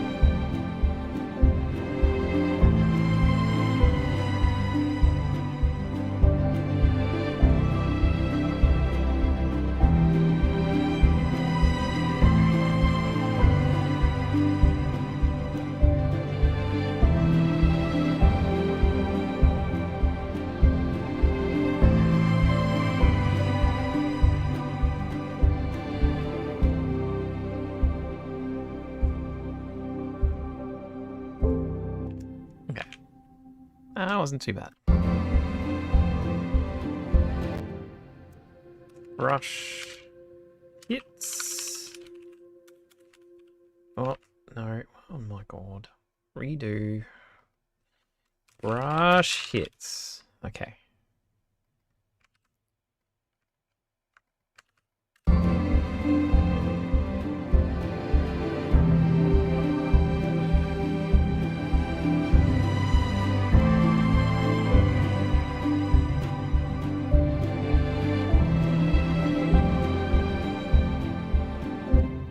Also feels like it needs like a shaker or something. I actually don't own a shaker. I don't think I could even record that.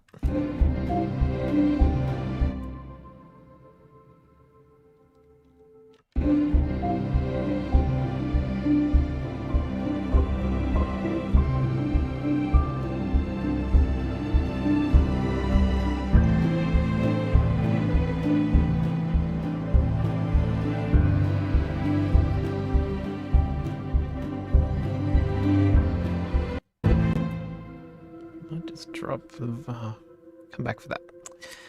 Drop the volume there.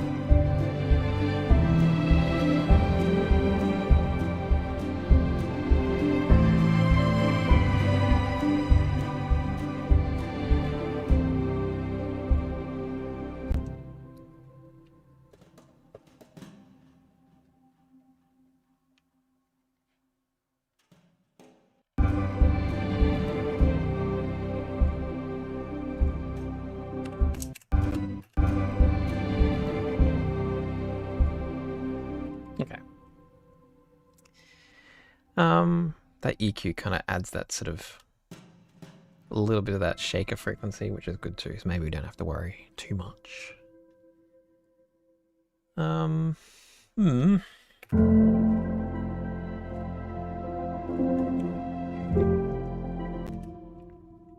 Water. Thank you. I'm glad you enjoy it. Glad you enjoyed my nonsense.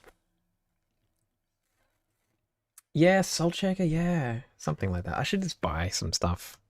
Buy some percussion. Now that now that I record things for my tracks now, I should just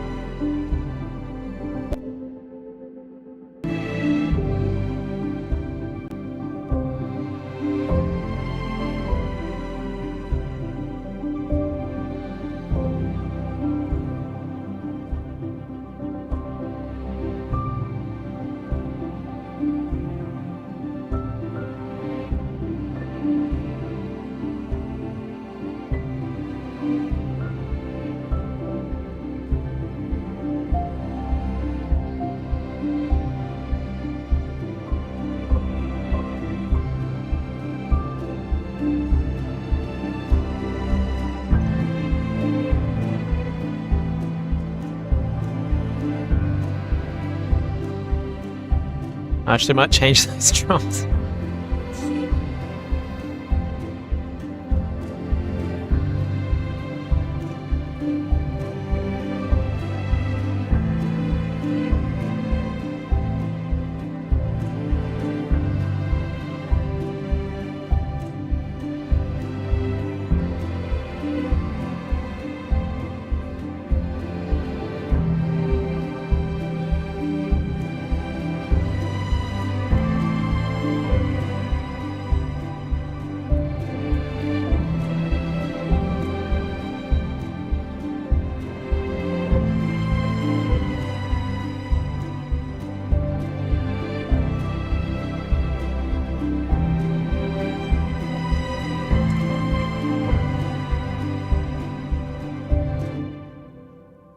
drums are a little bit loud at the beginning there.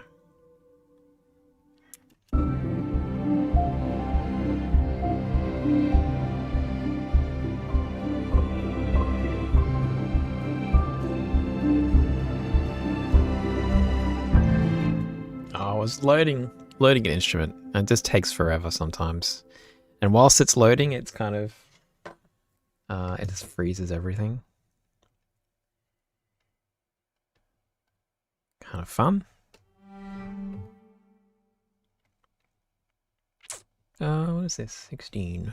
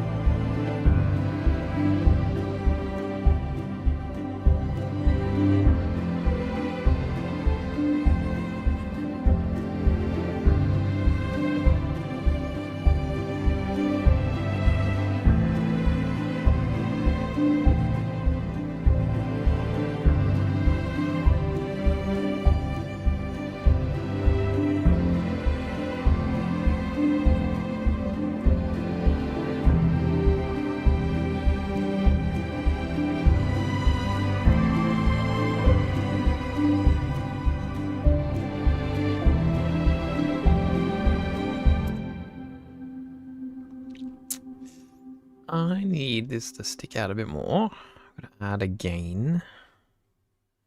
Gain to the gain. Something like that.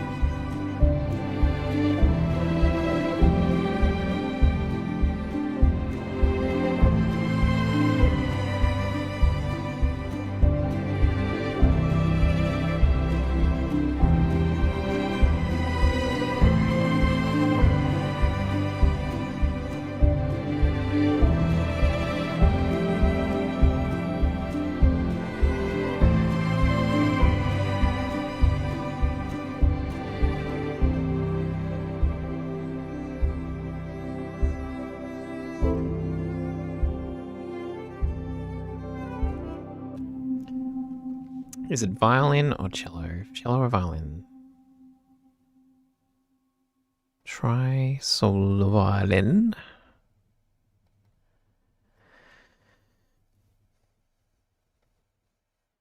Just add a little bit of a counter melody, maybe. I don't know. We'll see how it feels. We also have to wait for this to load too. Yeah. Excuse me whilst I drink my protein shake. Can't believe I do these things to myself. Like, look at this. Never would. Like a year and a half ago, this was not a thing.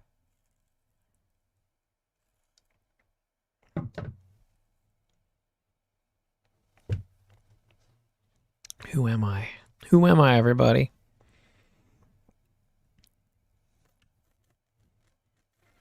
Beautiful, nice, yummy. Debatable. There are some store-bought shakes that are way better than the ones I make at home.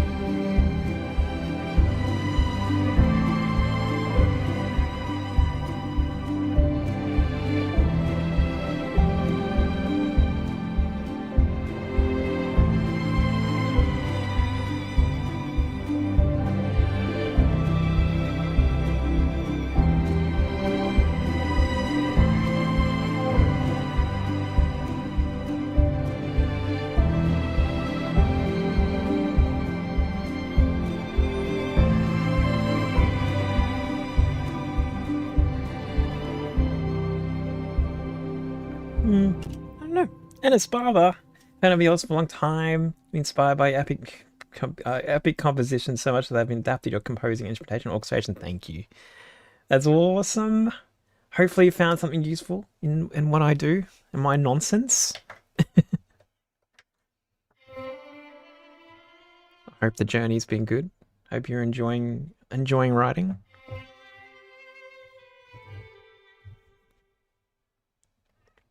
Because it is pretty good. It is pretty fun.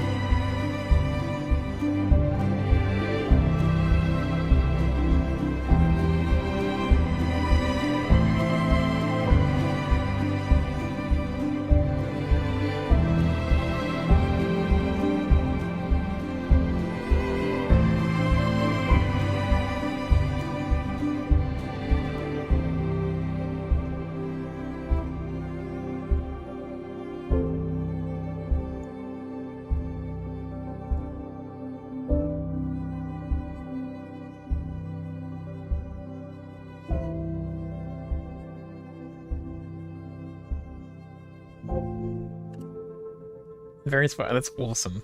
What inspires me to compose where's my I don't know. I don't know. That's the thing. I don't like feel like sometimes the magic is hard to describe. The reasons why I do things. I don't know.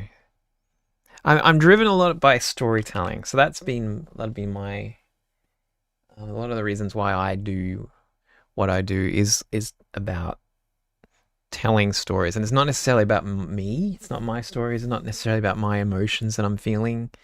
It's more that I'm trying to just tell a story, you know. And so it's like I essentially just my job now is just to wake up and say, what story do I feel like telling today? And just kind of writing something that tells that story, you know?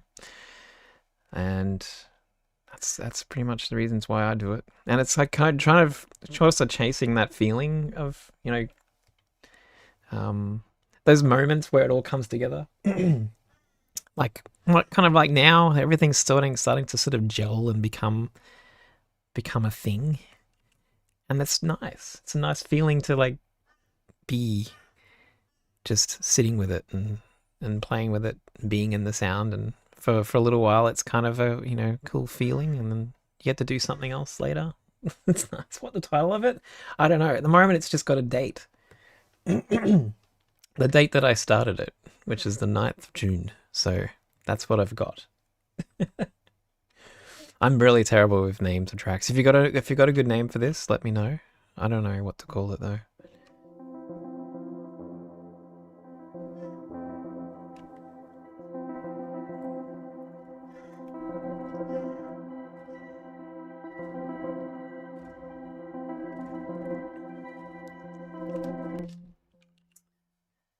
When I want to get a block, what do I do to overcome it? Um, it's a good question. Sometimes, I mean, most of the time it would be just to walk away, just like not write music for a little bit or a lot. Like go in and just be in the world for a little while, um, and not sit it. Because I guess the problem with writing, particularly the way I write, is like I'm kind of locked in this room when I'm doing it, and you kind of gonna get a little bit like in your head, and you get a little like sort of cabin fever.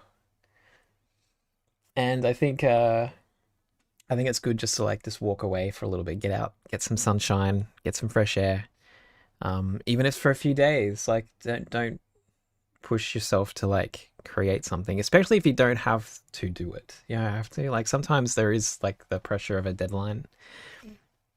Um, but even then, I think you have to find the time to just you know not be in your head, because that's for me like a writer's block is that it's that sort of being in my head and double guessing myself too much, and just not letting it flow.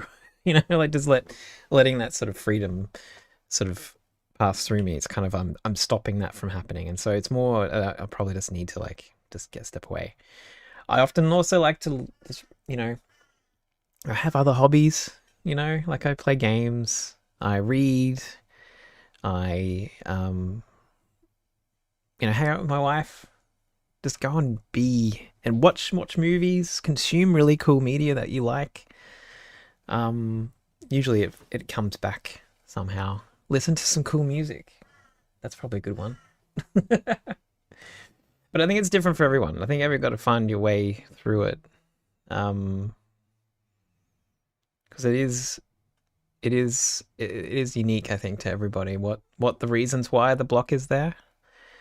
Um, for me at this stage in my career, it's not necessarily that I don't have a good idea. Um, or like an idea that's fine, like and I have the skills to create something on request, like if I need to do something and spit it out, I will do it. I will do it. And that's not the problem here, I guess. It's like finding like I get a bit frustrated when I have to uh when I'm doing stuff that doesn't speak to me.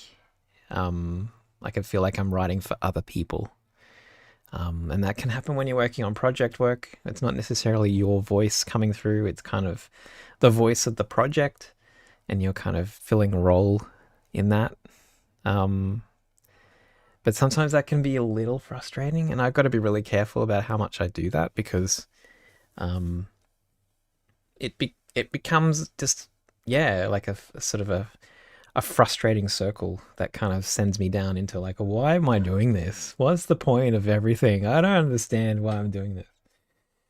Um, so if you do go down that route where you're doing a lot of like work for other people, I find it's being mindful of how much you do that versus how much you do for yourself. And that's where the library has been really good for me. It's kind of being this like a creative outlet for me.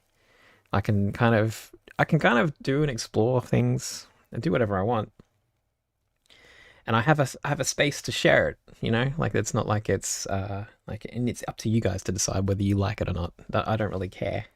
At that point that I release it into the world, I'm not too worried.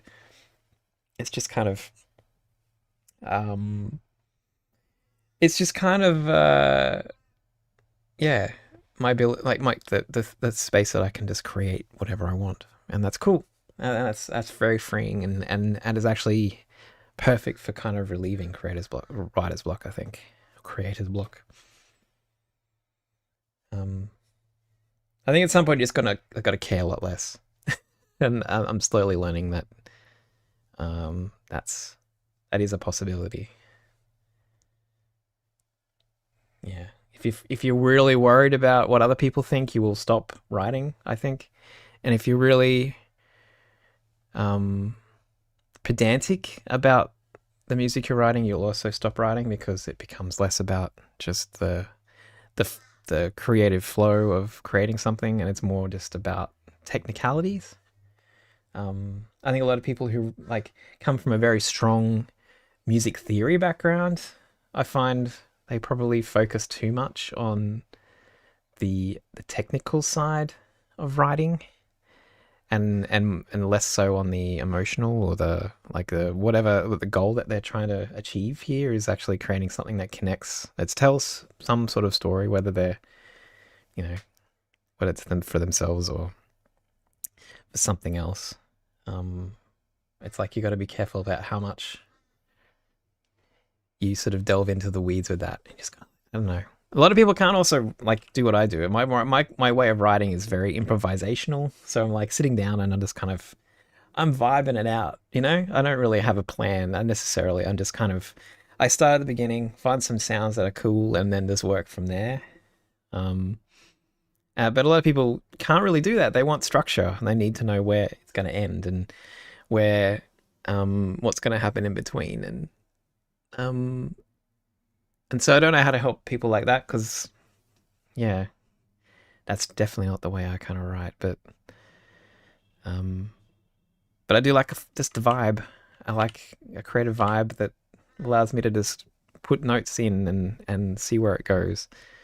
And if I'm thinking too hard about that, then it becomes very hard to do, I think.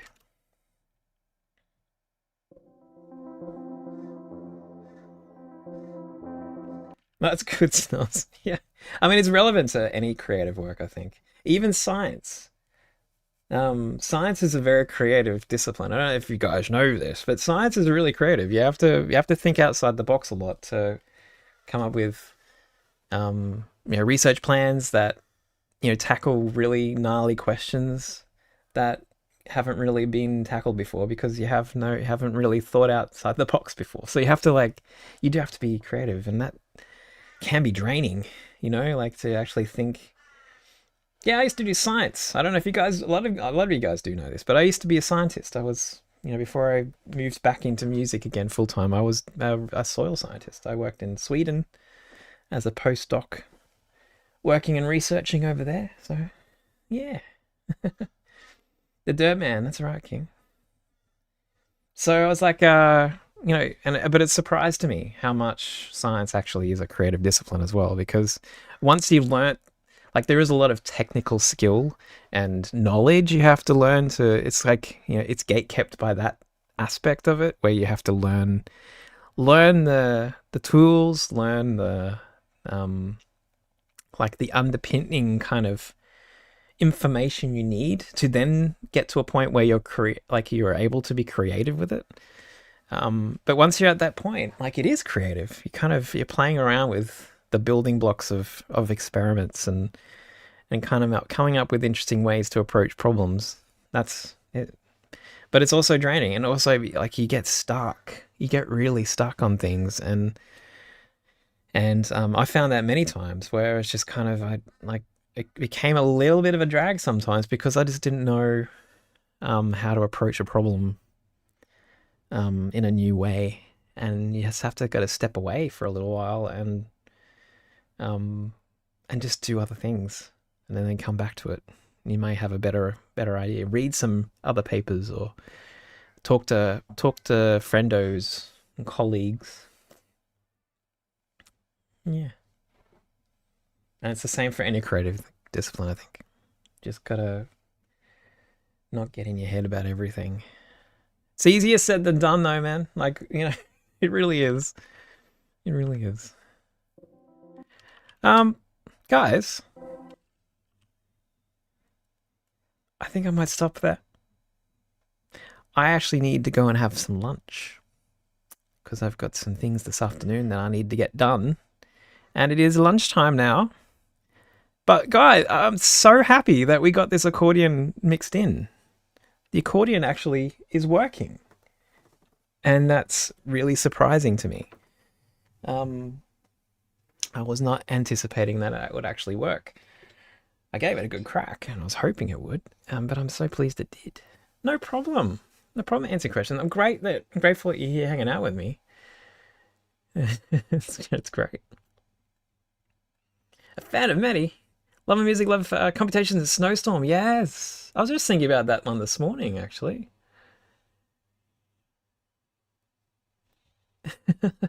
That's so funny. Shining sun. Ooh, that's pretty good, Snoz. Write that down just in case. It might spark some ideas.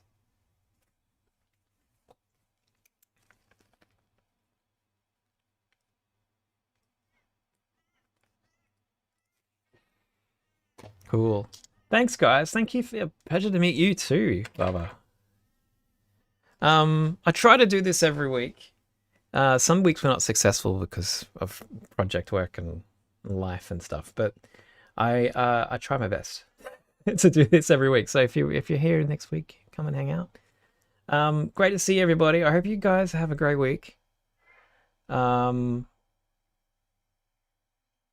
you know, been in months, yeah. Pretty good. We're just about to hop off now. Yep. Hope you're well though. Hope you're good. I should try to stream a bit more because it'd be kind of, you know, good to be a bit more available for you, you know, and to get some more library work done. That would be good. Need to do it.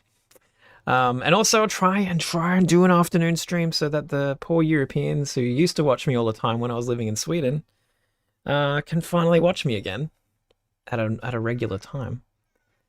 That'd be good. Yeah, 3 a.m. Okay. Yeah, we got to rectify that. That's not good. I don't know why you people are still awake. You need to go to bed. That's why I'm getting off, so you can go to bed. Guys, thank you for hanging out. I'll catch you next time, eh? Have a great week. Talk to you soon. Bye.